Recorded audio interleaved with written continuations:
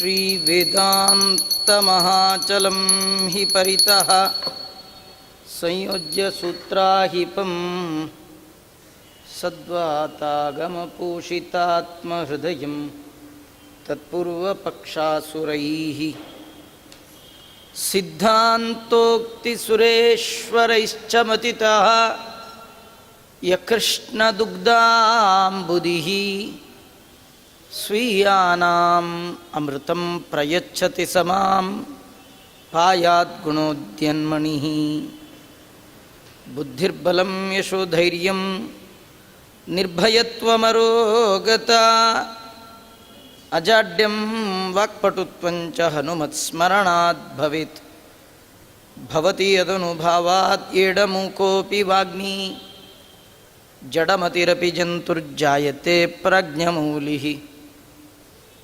सकलवचनचेतो देवता भारती सा मम वचसि निधत्तां सन्निधिं मानसे च तपोविद्याविरक्त्यादि सद्गुणौ घाकरानहं वादिराजगुरून् वन्दे हयग्रीवपदाश्रयान् मूकोऽपि यत्प्रसादेन मुकुन्दशयनायते राजराजायते रिक्तो राघवेन्द्रं तमाश्रये आपादमौलिपर्यन्तं गुरूणामाकृतिं स्मरेत् तेन विघ्नाः प्रणश्यन्ति सिद्ध्यन्ति च मनोरथाः स्वस्तिस्तु सताम् त्वमेत्य देव्यक्युदरस्थगर्भं निदेहि रोहिण्युदयोदयाद्रिस्वशक्त्या इतीरिता तं रमणं रमासा प्रदक्षिणीकृत्य तथा करोत्तत् ಶ್ರೀಗುರುಭ್ಯೋ ನಮಃ. ಭಗವಂತ ದೇವತೆಗಳ ಪ್ರಾರ್ಥನೆಗೆ ಓಗೊಟ್ಟು ಅಶರೀರವಾಣಿಯ ಮೂಲಕ ಹೇಳ್ತಾ ಇದ್ದಾನೆ, ನಾನು ವಸುದೇವ ದೇವಕಿಯರ ಮಗನಾಗಿ ಭೂಮಿಯಲ್ಲಿ ಅವತಾರ ಮಾಡ್ತಾ ಇದ್ದೇನೆ. ಯಾರೆಲ್ಲರಿಗೆ ಆ ಭಗವಂತನ ಸೇವೆ ಮಾಡುವ ಬಯಕೆ ಇದೆ, ನೀವೆಲ್ಲ ಭೂಮಿಯಲ್ಲಿ ಅವತಾರ ಮಾಡ್ರಿ. ಇಷ್ಟು ಬ್ರಹ್ಮದೇವರು ಉಳಿದ ದೇವತೆಗಳಿಗೆ ಭಗವಂತ ಹೀಗೆ ಆಜ್ಞೆ ಮಾಡಿದ ಅಂತ ಹೇಳಿದ್ದಾರೆ. ಮೊದಲು ಭಗವಂತ ರಮಾದೇವಿಗೆ ಆಜ್ಞೆ ಮಾಡ್ತಾ ಇದ್ದಾನಂತೆ, ನೀನು ಭೂಮಿಗೆ ಹೋಗು, ದೇವಕಿಯ ಗರ್ಭದಲ್ಲಿರುವಂತಹ ಆ ಶಿಶುವನ್ನು ನಿನ್ನ ಇಚ್ಛಾಶಕ್ತಿಯಿಂದ ತೆಗೆದು ವಸುದೇವನ ಮತ್ತೊಬ್ಬ ಪತ್ನಿ ರೋಹಿಣಿ ಅಂತ ಇದ್ದಾಳೆ, ಅವಳಲ್ಲಿ ಇಡು. ಮತ್ತೆ ನಂದಗೋಪನ ಹೆಂಡತಿಯಾದ ಯಶೋದೆಯಲ್ಲಿ ನೀನು ಅವತಾರ ಮಾಡು ಅಂತ ತನ್ನ ಹೆಂಡತಿಯಾದ ಲಕ್ಷ್ಮಿಗೆ, ದುರ್ಗಾದೇವಿಗೆ ಭಗವಂತ ಆಜ್ಞೆ ಮಾಡಿದ್ದಾನೆ. ಭಗವಂತನ ಆಜ್ಞಾನುಸಾರವಾಗಿ ದುರ್ಗಾದೇವಿ ತನಗೆ ಒಡೆಯನಾದ ಭಗವಂತನಿಗೆ ಪ್ರದಕ್ಷಿಣೆ ಮಾಡಿ ದೇವರು ಹೇಳಿದ ಹಾಗೆ ಮಾಡಿದ್ದಾಳೆ.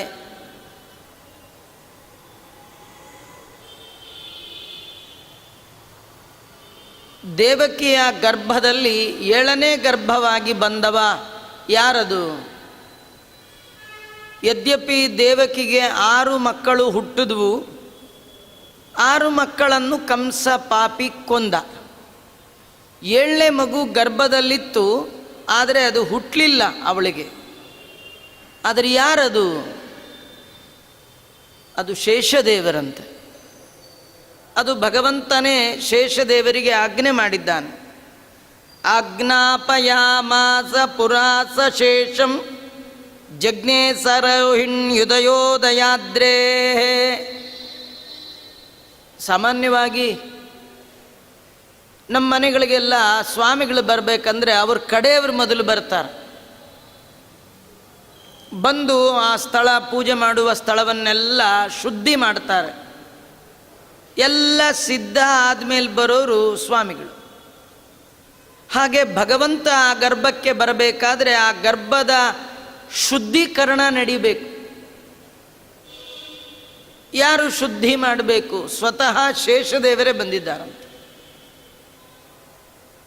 ಈ ಕೃಷ್ಣಾವತಾರದಲ್ಲಿ ಭಗವಂತ ಶೇಷದೇವರನ್ನು ತನಗೆ ಅಣ್ಣನನ್ನಾಗಿ ಮಾಡಿಕೊಂಡಿದ್ದಾನೆ. ಯಾಕಿದು?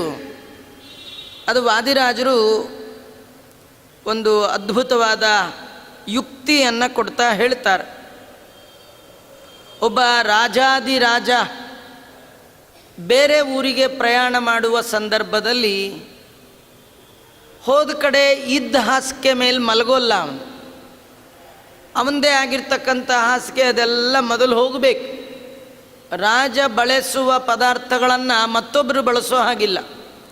ಮತ್ತೊಬ್ಬರು ಬಳಸೋದನ್ನು ಚಕ್ರವರ್ತಿ ತಾನು ಉಪಯೋಗಿಸಲ್ಲ. ಯಾರೋ ತಿಂದು ತಟ್ಟೆ ಒಳಗೆ ಚಕ್ರವರ್ತಿ ತಿನ್ನೋದಾಗಲಿ, ಯಾರೋ ಕೂತ್ರೊಳಗೆ ಸಿಂಹಾಸನದಲ್ಲೇ ಅವನು ಕೂಡೋದು, ಯಾವುದೋ ಒಂದು ಚೇರಲ್ಲಿ ಕೂಡಿ ಹಾಗೆಲ್ಲ ಕೂಡ್ಲಿಕ್ಕೆ ಬರಲ್ಲ. ಅಲ್ಲ, ಈ ಸಾಮಾನ್ಯ ಭೂಲೋಕದ ಚಕ್ರವರ್ತಿಗಳಿಗೆ ಹೀಗಂತಾದರೆ 14 ಲೋಕದ ಚಕ್ರವರ್ತಿ ಭಗವಂತ ರಾಜಾದಿರಾಜಾಯ ಅವನು. ಅಂಥ ರಾಜ ತಾನು ಹೋಗಬೇಕಾದ್ರೆ ತನ್ನ ಶಯ್ಯಾಂ, ತನ್ನ ಹಾಸಿಗೆಯನ್ನೇ ಮೊದಲು ಕಳಿಸೋದು. ಹೀಗಾಗಿ ಭಗವಂತನ ಹಾಸಿಗೆ ಶೇಷದೇವ. ಅದಕ್ಕೆ ದೇವಕಿಯ ಗರ್ಭದಲ್ಲಿ ತಾನು ಬರುವ ಮೊದಲು ತನ್ನ ಹಾಸಿಗೆಯಾದ ಶೇಷದೇವರನ್ನೇ ಮೊದಲು ಕಳಿಸಿದ್ದಾನೆ. ಶೇಷದೇವರಿಗೆ ಭಗವಂತ ಅಂದ, ಕೃಷ್ಣಾವತಾರ ಕಾಲದಲ್ಲಿ ಹೇ ಶೇಷ, ನೀನು ನನಗಿಂತಲೂ ಮೊದಲಿಗನಾಗಿ ಹುಟ್ಟು, ನೀನು ನನಗೆ ಅಣ್ಣನಾಗು, ಅಗ್ರಜನಾಗು ಅಂತ. ಶೇಷದೇವರಿಗೆ ಭಾರಿ ಭಯ ಆಯಿತು. ಅಲ್ಲ ಸ್ವಾಮಿ, ನಿಂಗೆ ಅಣ್ಣ, ನಿನಗಿಂತೂ ಹಿರಿಯರು ಯಾರಾದರೂ ಇದ್ದಾರಾ? ಇದೊಳ್ಳೆ ಸಂಕಟಕ್ಕೆ ಬಂತಲ್ಲ, ನಾನು ಮಾತ್ರ ನಿಂಗೆ ಅಣ್ಣ ಆಗೋಲ್ಲ. ಯಾಕಂದರೆ ನಾನೇನಾದರೂ ಅಣ್ಣ ಆಗಿ ಹುಟ್ಟಿದ್ರೆ ನೀನು ಆ ಕೃಷ್ಣಾವತಾರ ಕಾಲದಲ್ಲಿ ಎಷ್ಟು ಬಾರಿ ನಮಸ್ಕಾರ ಮಾಡ್ತೀಯೋ ಅಣ್ಣ ಅಣ್ಣ ಅಂತ. ಒಂದೊಂದು ಸತಿ ನಮಸ್ಕಾರ ಮಾಡ್ದಂಗೂ ನಂಗೆ ತುಂಬ ಪಾಪ ಬರುತ್ತೆ. ನೀನು ನಿಜವಾಗಿ ಜಗತ್ತಿನ ಎಲ್ಲರಿಗಿಂತಲೂ ಹಿರಿಯ, ದೇವತ್ವದಲ್ಲಿ ನೋಡೆ ದಿವಿಜರೊಡೆಯ. ಇಂತಹ ನಿನಗೆ ನಾನು ಅಣ್ಣ ಆಗಲಿಕ್ಕೆ ಸಾಧ್ಯ ಇಲ್ಲ ಅಂದಾಗ ಭಗವಂತ ಅಂತಾನೆ, ನೀನು ಸುಮ್ಮನೆ ಅಣ್ಣ ಆಗು, ನಿನ್ನೊಳಗೆ ನಾನೇ ಕೂತ್ಕೊಳ್ತೇನೆ ಅಂತ ಹೇಳಿ ಕೇಶಾತ್ಮನ ಸನ್ನಿಹಿತಸ್ಸ ಸಸ್ಮಿನ್, ಆ ಶೇಷದೇವರಲ್ಲಿ ತನ್ನ ಮೂಲ ರೂಪದ ಒಂದು ಬಿಳಿ ಕೂದಲು, ಅದರ ಸನ್ನಿಧಾನ ಅಂತ. ಕೃಷ್ಣನಾಗಿ ಬಂದದ್ದು, ಬಲರಾಮನಾಗಿ ಬಂದದ್ದು, ಭಗವಂತನ ಮೂಲ ರೂಪದ 2 ಕೂದಲಂತೆ. ಕಪ್ಪು ಕೂದಲು ಕೃಷ್ಣನಾಗಿ ಬಂತು, ಬಿಳಿ ಕೂದಲು ಬಲರಾಮನಾಗಿ ಬಂತು. ಇದರಲ್ಲಿ ಏನು ಹೇಳುತ್ತೆ ಅಂದರೆ ಭಗವಂತನ ಪೂರ್ಣತೆ. ಅವನ ಕೂದಲೇ ಅವನು, ಅವನೇ ಅವನ ಕೂದಲು. ನಾವು ಬೇರೆ, ನಮ್ಮ ಕೂದಲು ಬೇರೆ. ನಮ್ಮಲ್ಲಿ ನಮ್ಮ ಕೂದಲು ಎಷ್ಟೋ ಬಾರಿ ಹೋಗುತ್ತೆ ಬರುತ್ತೆ, ಹೋಗುತ್ತೆ ಬರುತ್ತೆ. ಆದರೆ ದೇವರದು ಅಂಥ ಕೂದಲಿಲ್ಲ. ಅದು ಜ್ಞಾನ ಆನಂದಾತ್ಮಕವಾದ ಕೂದಲು. ಭಗವಂತನ ಸ್ವರೂಪ, ಅವಯವ, ಇದರೊಳಗೆ ಯಾವ ಭೇದವೂ ಇಲ್ಲ. ದೇವರು ಆಪಾದ ಮೌಳಿ ಪರ್ಯಂತರವಾಗಿ ಪೂರ್ಣನಾಗಿದ್ದಾನೆ. ನಮ್ಮ ಕೈ ಬೆರಳಿನ ಉಗುರಿದೆ, ಇದು ಬೆಳೀತಾ ಬೆಳೀತಾ ಇರುತ್ತೆ, ಕತ್ತರಿಸ್ಬಿಡ್ಬಹುದು. ಆದರೆ ದೇವರ ಉಗುರು ಕತ್ತರಿಸ್ಲಿಕ್ಕೆ ಬರಲ್ಲ. ದೇವರು ಎಷ್ಟು ಪೂರ್ಣನೋ ದೇವರ ಉಗುರು ಅಷ್ಟೇ ಪೂರ್ಣ. ಅದಕ್ಕೆ ಮಧ್ವಾಚಾರ್ಯರು ದೇವರ ಸ್ತೋತ್ರ ಮಾಡುವಾಗ ದೇವರ ಉಗುರಿನ ಸ್ತೋತ್ರ ಮಾಡಿದ್ದಾರೆ. ಅದನ್ನೇ ನಖಸ್ತುತಿ ಅಂತ ಕರೀತಾರೆ. ಮುಖಸ್ತುತಿ ಅಲ್ಲ, ನಖಸ್ತುತಿ. ನಖಸ್ತುತಿಯೇ ದೇವರ ಮುಖಸ್ತುತಿ. ನಮಗೆ ಯಾರಿಗಾರು ಹೊಗಳುವಾಗ, ನೀವು ಎಲ್ಲಿಯಾದರೂ ಹೊಗಳುವ ಪ್ರಸಂಗ ಬಂದರೆ, ಆಚಾರ್ಯದ ಕೂದಲು ಚೆನ್ನಾಗಿದೆ, ಆಚಾರ್ಯ ಎಷ್ಟೆಷ್ಟು ಉದ್ರ ಉಗುರು ಬಿಟ್ಟಿದ್ದಾರೆ, ಇಂಥವ್ರನ್ನೇ ಪ್ರವಚನಕ್ಕೆ ಕರೆಸಬೇಕು, ಹೀಗೆ ಯಾರಂತಾರ? ಆಚಾರ್ಯನ ಹೊಗಳೋದಾದರೆ ಒಳ್ಳೆ ಓದ್ಕೊಂಡಿದ್ದಾರೆ, ಒಳ್ಳೆ ಪ್ರವಚನ ಮಾಡ್ತಾರೆ ಅಂದರೆ ಅದು ಆಚಾರ್ಯಗೆ ಹೋಗುತ್ತೆ. ಆಚಾರ ಉಗುರು ಚೆನ್ನಾಗಿದೆ, ಆಚಾರ ಮುಖ ಚೆನ್ನಾಗಿದೆ, ಅದೆಲ್ಲ ಪ್ರಯೋಜನಕ್ಕೆ ಬರಲ್ಲ. ಆದರೆ ದೇವರ ವಿಚಾರದಲ್ಲಿ ದೇವರ ಉಗುರನ್ನು ಕೊಂಡಾಡಿದರೂ ದೇವರನ್ನೇ ಕೊಂಡಾಡಿದ ಫಲ. ಯಾಕಂದರೆ ದೇವರು ಅವಯವಗಳಿಂದ ಪೂರ್ಣ.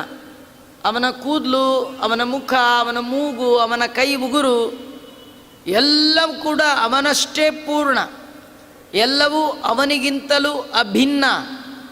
ನಮ್ಮಿಂದ ನಮ್ಮ ಕೂದಲು, ನಮ್ಮ ಉಗುರು, ನಮ್ಮ ಕೈ, ನಮ್ಮ ಕಾಲು ಎಲ್ಲ ಭಿನ್ನ. ಯಾವುದೂ ಅವಯವಗಳು ಪೂರ್ಣ ಇಲ್ಲ.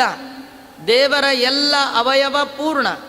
ಹಾಗಾಗಿ ಭಗವಂತನ ಪೂರ್ಣತೆಯನ್ನು ತಿಳಿಸುವ ಸಲುವಾಗಿ ಕೇಶಾತ್ಮನಃ ಸನ್ನಿಹಿತ ಸ ತಸ್ಮಿನ್ ಶ್ರೀಶೋಗ್ರಜತ್ವಂ ಸ್ವಯಮೇವ ನೂನಂ. ಸ್ವಯಂ ಭಗವಂತ ತಾನೇ ಅಣ್ಣ ಆಗಿದ್ದಾನೆ. ಬಲರಾಮ ನೋಡಲಿಕ್ಕಷ್ಟೆ. ಬಲರಾಮನಲ್ಲಿ ಭಗವಂತನದೇ ಒಂದು ರೂಪ. ಅದು ಯಾವ ರೂಪ ಅಂದರೆ ಶುಕ್ಲಕೇಶ ರೂಪ. ಭಗವಂತನ ಮೂಲ ಅನಂತ ಪದ್ಮನಾಭ ರೂಪ. ಆ ರೂಪದಿಂದ ಭಗವಂತನ ಎಲ್ಲ ರೂಪಗಳು ಬರ್ತಾ ಇರುತ್ತೆ. ಅವತಾರ ಕಾರ್ಯ ಮಾಡಿದ ಮೇಲೆ ವಾಪಸ್ ಹೋಗಿಬಿಡುತ್ತೆ.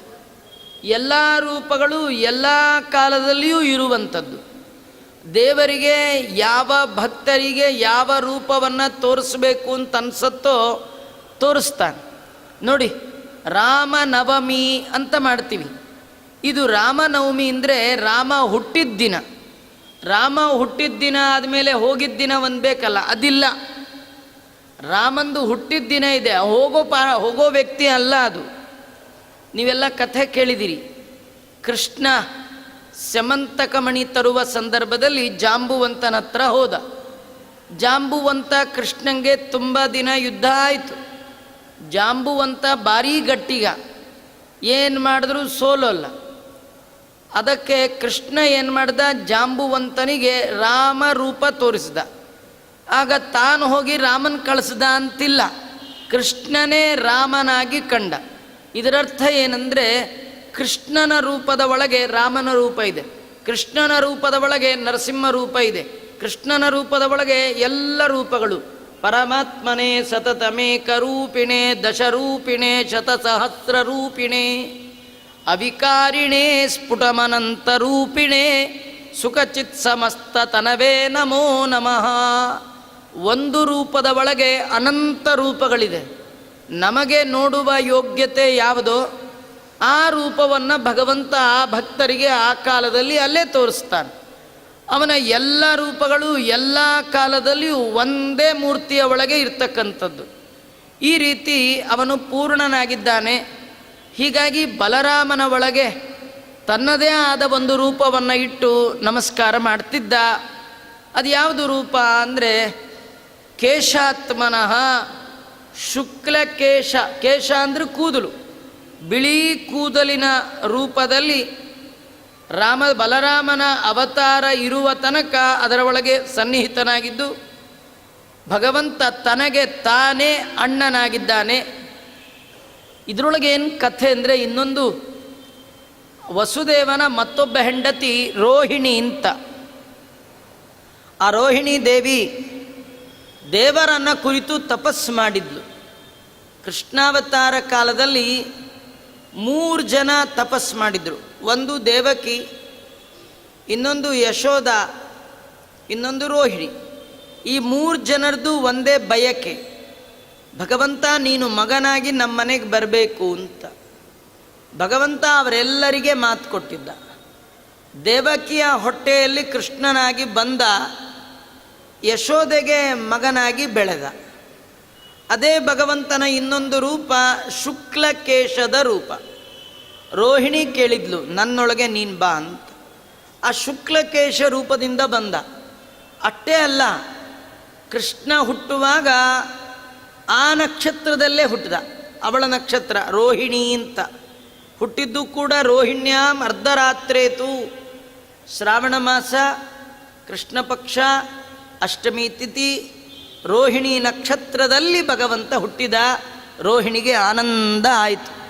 ಹೀಗಾಗಿ 3 ಜನ ಭಕ್ತರಿಗೂ ಕೂಡ ಮಗನಾಗಿ ಬರ್ತೇನೆ ಅಂತೇನು ಭಗವಂತ ಹೇಳಿದ್ದ, ಅದನ್ನು ಸತ್ಯ ಮಾಡುವ ಸಲುವಾಗಿ ರೋಹಿಣಿಯ ಗರ್ಭದಲ್ಲಿಯೂ ಕೂಡ ಭಗವಂತ ತಾನು ಶುಕ್ಲಕೇಶ ರೂಪದಿಂದ ಬಂದಿದ್ದಾನೆ.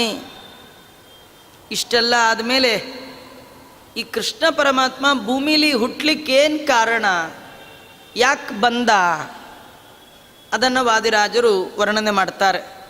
ಬಲಾತ್ ಪ್ರಗೃಹ್ಯ ಸ್ವಕವಾಟ ಪಾಲೌ ನಿಶಾಚರೌ ಭೂತಲಮೇತ್ಯ ದೃಪ್ತೌ ಧೃತಸ್ಕರೌ ತೌ ವಿನಿಹತ್ಯ ವಿಷ್ಣು ನಿಜೋ ನಿನೀಶನ್ನಿವ ಗಂಗಗೋದ್ಭೂತ್. ತನ್ನ ಅರಮನೆಯ ದ್ವಾರಪಾಲಕರು, ದೇವರ ಅರಮನೆ ಅಯೋಧ್ಯ ನಗರ ಅಂತ, ಅಂದರೆ ಇಲ್ಲಿ ಇರೋ ಅಯೋಧ್ಯ ಅಲ್ಲ, ಮೂಲ ಸ್ಥಾನ ಭಗವಂತ ಏನು ವಾಸ ಮಾಡ್ತಾ ಇದ್ದಾನೆ ಆ ವೈಕುಂಠಕ್ಕೂ ಅಯೋಧ್ಯ ಅಂತ ಕರೀತಾರೆ. ಆ ನಗರಕ್ಕೆ ಹೋಗಬೇಕಾದ್ರೆ ಮಧ್ಯದಲ್ಲಿ ಒಂದು ನದಿ ಆದಮೇಲೆ ಒಂದು ಬಾಗಿಲು, ಆ ಬಾಗಿಲಾದ್ಮೇಲೆ ಇನ್ನೊಂದು ಬಾಗಿಲು, ಹೀಗೆ 7 ಬಾಗಿಲಿದೆ. ಅದರ ದೇವರ ಬಳಿ ಇರುವ ಬಾಗಿಲು ಮೊದಲ ಬಾಗಿಲು, ಅಲ್ಲಿ ಬ್ರಹ್ಮದೇವರು ಕಾಯ್ತಾ ಇರ್ತಾರಂತೆ. ಹೀಗೆ ಬರ್ತಾ ಬರ್ತಾ ಬರ್ತಾ 7ನೇ ಬಾಗಿಲಲ್ಲಿರೋರು ಜಯ ವಿಜಯರು. ಆ ಜಯ ವಿಜಯರನ್ನು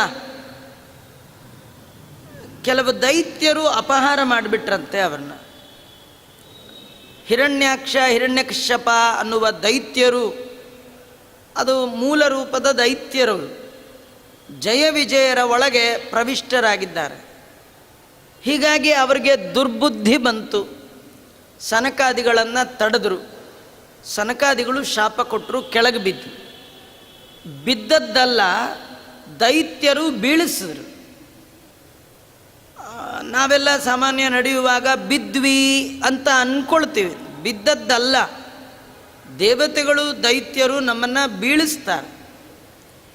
ಹಾಗಾದರೆ ಬೀಳಿಸಿದ ಹಾಗೆ ನಮ್ಮನ್ನು ಕಾಯುವವ ಭಗವಂತ, ಅವನನ್ನು ನಾವು ಸದಾ ಧ್ಯಾನ ಮಾಡಬೇಕಂತ. ಯಾವಾಗ ನಮಗೆ ಜೀವನದಲ್ಲಿ ಅಹಂಕಾರ ಮಮಕಾರ ಹೆಚ್ಚಾಗುತ್ತೋ, ಅದು ಅಹಂಕಾರ ಮತ್ತು ಮಮಕಾರವೇ ನಮಗೆ ಜೀವನದ ನಡೆಯಲ್ಲಿ ನಮ್ಮನ್ನು ಎಡುವ ಹಾಗೆ ಮಾಡುವ ದೈತ್ಯರು.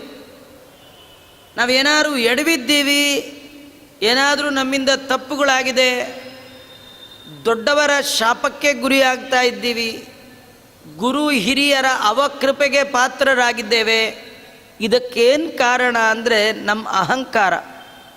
ಅಹಂಕಾರ ಕಾಮನ್, ಸ್ಪೆಷಲ್ ಏನು ಗೊತ್ತಾ, ದುರಹಂಕಾರ. ಎಡವಲಿಕ್ಕೆ ಕಾರಣ ಅಹಂಕಾರ ಅಲ್ಲ, ದುರಹಂಕಾರ. ಅಹಂಕಾರ ಅಂದರೆ ನಾನು ಅಂತ, ದುರಹಂಕಾರ ಅಂದರೆ ನಾನೇ ಅನ್ನೋದು. ನಾನು ಅದಿರಬೇಕಾದ್ದು, ಆದರೆ ನನ್ನ ಬಿಟ್ಟರಿಲ್ಲ, ನಾನೇ ಮಾಡೋದು, ನಂದೇ ಇದೆಯಲ್ಲ, ಈ ನಾನೇ ಇದೆಯಲ್ಲ, ಇದು ದುರಹಂಕಾರ. ಈ ದುರಹಂಕಾರ ಅನ್ನುವ ದೈತ್ಯ ಸಜ್ಜನನನ್ನು ಕೂಡ ಬೀಳಿಸ್ಬಿಡುತ್ತೆ. ಹಾಗಾಗಿ ನಮಗೆ ಬರಬಹುದಾದ ಇಂಥ ಅಹಂಕಾರ ಮಮಕಾರ ದುರಹಂಕಾರಗಳು ತಡೆ ಆಗಬೇಕಂದ್ರೆ ದೇವರ ದಯ ಬೇಕು. ಯಾರಿಗೆ ದೇವರ ದಯ ಇದೆ, ಯಾರು ಸದಾ ದೇವರ ಚಿಂತನೆ ಮಾಡ್ತಾನೆ, ಯಾವಾಗಲೂ ದೇವರ ನೆನಪು ಮನಸ್ಸಿನಲ್ಲೇ ಇರುತ್ತೆ, ಅವನಿಗೆ ಅಹಂಕಾರ ಬರಲ್ಲ. ಅಹಂಕಾರವೇ ಬರದೇ ಇದ್ಮೇಲೆ ದುರಹಂಕಾರ ಬರಲಿಕ್ಕಂತೂ ಸಾಧ್ಯವೇ ಇಲ್ಲ.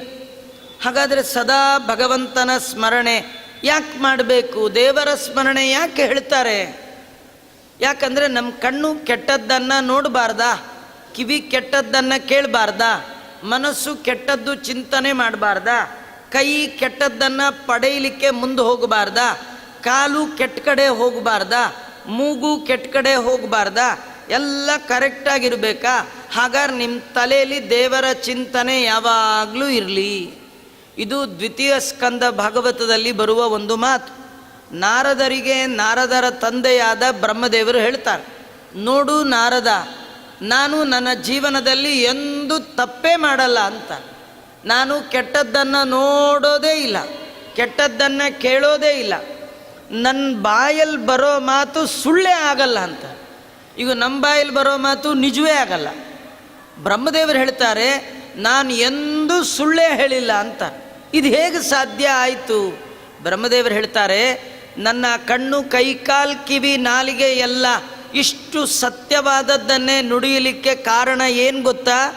ನಾನು ಭಕ್ತಿಯಿಂದ ಭಗವಂತನ ಹೆಸರನ್ನು ಜಪ ಮಾಡ್ತೇನೆ. ಅದಕ್ಕೆ ನನ್ನ ಕಣ್ಣು ಕೆಟ್ಟದ್ದನ್ನು ನೋಡಲ್ಲ, ನನ್ನ ನಾಲಿಗೆ ಸುಳ್ಳಾಡಲ್ಲ ಅಂತ. ಇವತ್ತು ನಮ್ಮ ನಾಲಿಗೆ ಬರೀ ಸುಳ್ಳಾಡುತ್ತೆ. ಯಾಕೆ ಹೇಳಿ? ದೇವರ ಸ್ಮರಣೆನೇ ಮಾಡೋಲ್ಲ, ದೇವರ ನೆನಪೇ ಇಲ್ಲ. ಇಡೀ ಜೀವನದ ಉದ್ದಕ್ಕೂ ಭಗವಂತನನ್ನು ಮರೆತು ಜೀವನ ಸಾಗಿಸ್ತೀವಿ.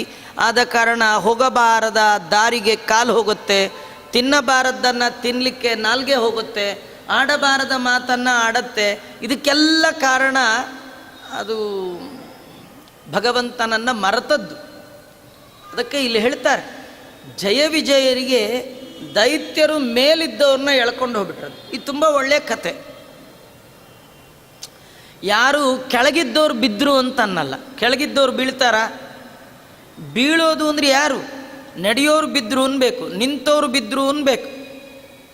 ಈ ಕೂತವರು ಮಲಗದವರು ಬಿದ್ದರು ಅಂತ ಎಲ್ಲರ ಕಥೆ ಕೇಳಿದ್ದೀರಾ? ಇಲ್ಲೇ ಇಲ್ಲ. ನಾವು ಯಾವಾಗಲೂ ಎತ್ತರಕ್ಕೆ ಹೋಗ್ತಾ ಹೋಗ್ತಾ ಹೋಗ್ತಾ ತುಂಬ ಬಿ ಕೇರ್ಫುಲ್ ಅಂತ, ಎಚ್ಚರಿಕೆಯಿಂದ ಹೆಜ್ಜೆ ಇಡಬೇಕು. ಯಾಕೆಂದರೆ ಈ 1ನೇ ಮೆಟ್ಲಲ್ಲಿರೋರು, ನೆಲದ ಮೇಲಿರೋರು ಬಿದ್ದರೆ ಅವರಿಗೆ ಪೆಟ್ಟು ಜಾಸ್ತಿ ಆಗಲ್ಲ. ನೀವು ಎಷ್ಟು ಎತ್ತರಕ್ಕೆ ಏರ್ತೀರಿ, ಬೀಳುವಾಗ ಅಷ್ಟೇ ನೋವಾಗತ್ತೆ. ಹಾಗಾದರೆ ಕೆಳಗಿರೋರು ಎಚ್ಚರಿಕೆಯಿಂದ ಇಲ್ದಿದ್ರೂ ನಡೆಯುತ್ತೆ, ಮೇಲಿರೋರು ಬಹಳ ಎಚ್ಚರಿಕೆಯಿಂದ ಇರಬೇಕು.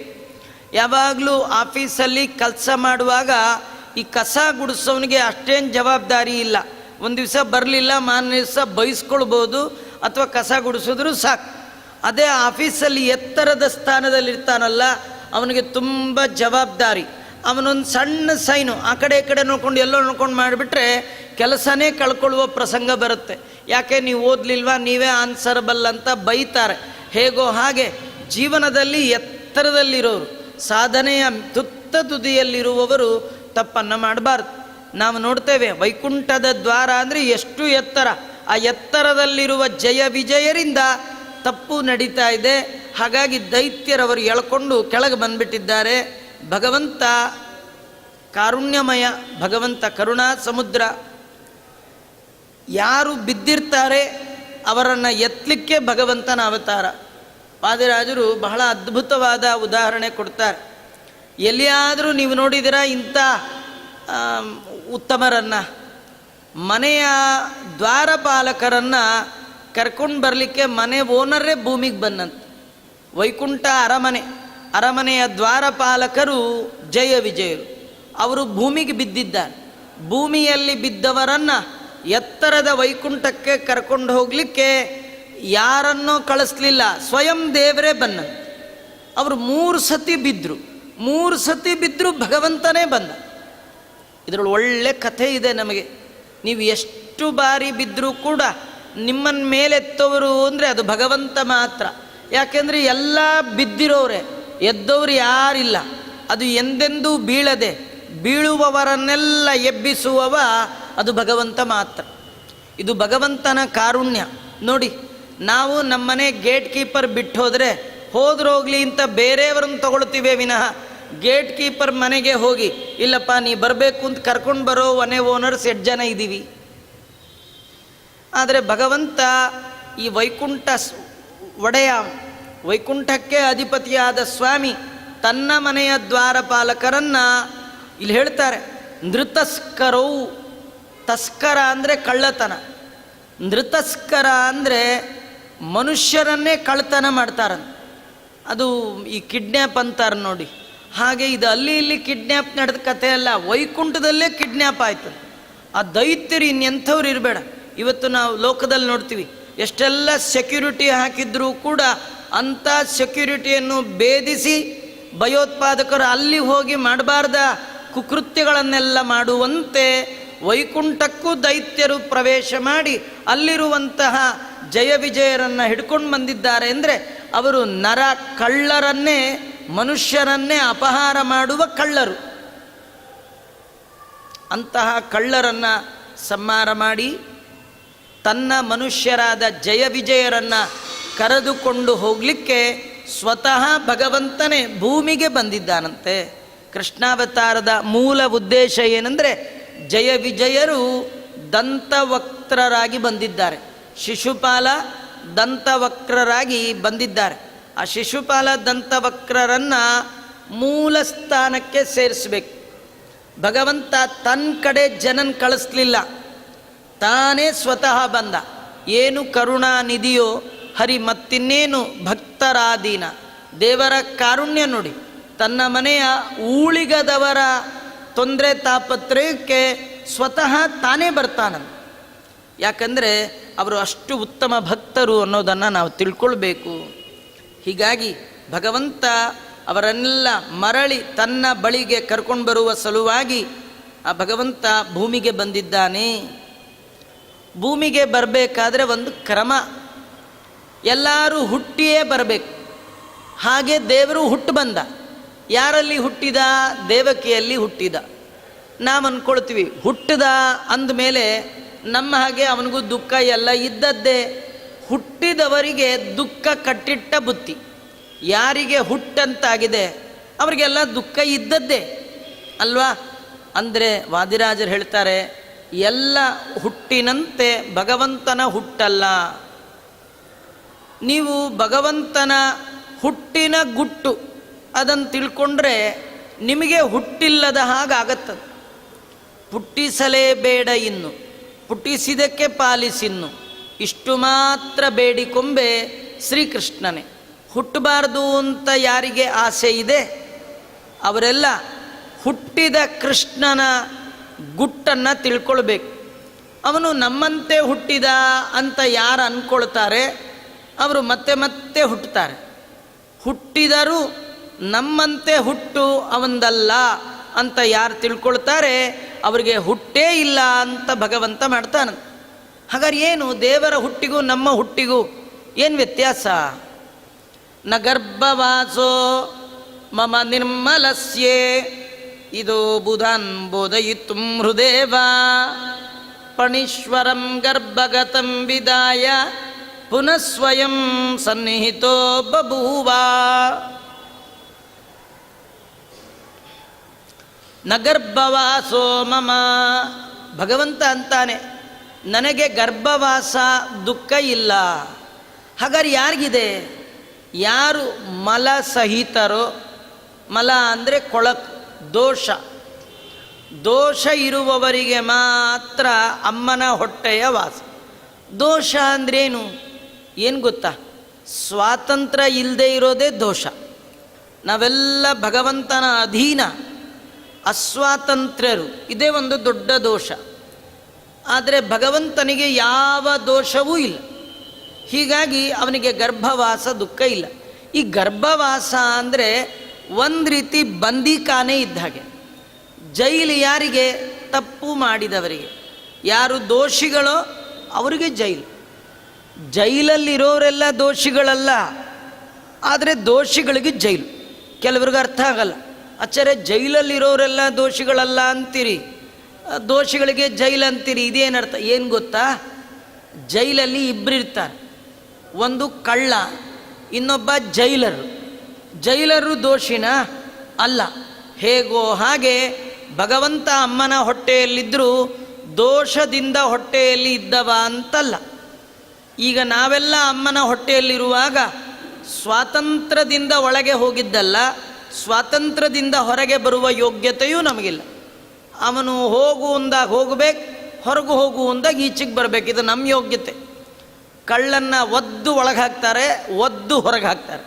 ಆದರೆ ಜೈಲರು ಯಾವಾಗ ಬೇಕಾದರೂ ಒಳಗೆ ಹೋಗ್ತಾನೆ, ಯಾವಾಗ ಬೇಕಾದರೂ ಹೊರಗೆ ಬರ್ತಾನೆ. ಅವನು ಒಳಗೆ ಹೋಗುವಾಗಲೂ ಸೆಲ್ಯೂಟ್ ಮಾಡ್ತಾರೆ, ಹೊರಗೆ ಬರುವಾಗಲೂ ಸೆಲ್ಯೂಟ್ ಮಾಡ್ತಾರೆ. ಹಾಗೆ ಭಗವಂತ ಅಮ್ಮನ ಗರ್ಭಕ್ಕೆ ಬರಬೇಕಾದರೂ ಬ್ರಹ್ಮಾದಿಗಳು ಸೆಲ್ಯೂಟ್ ಮಾಡ್ತಾರೆ. ಈ ಲೋಕದಿಂದ ಸ್ವಯಂ ತನ್ನ ಲೋಕಕ್ಕೆ ಹೋಗಬೇಕಾದರೂ ಸೆಲ್ಯೂಟ್ ಮಾಡ್ತಾರೆ.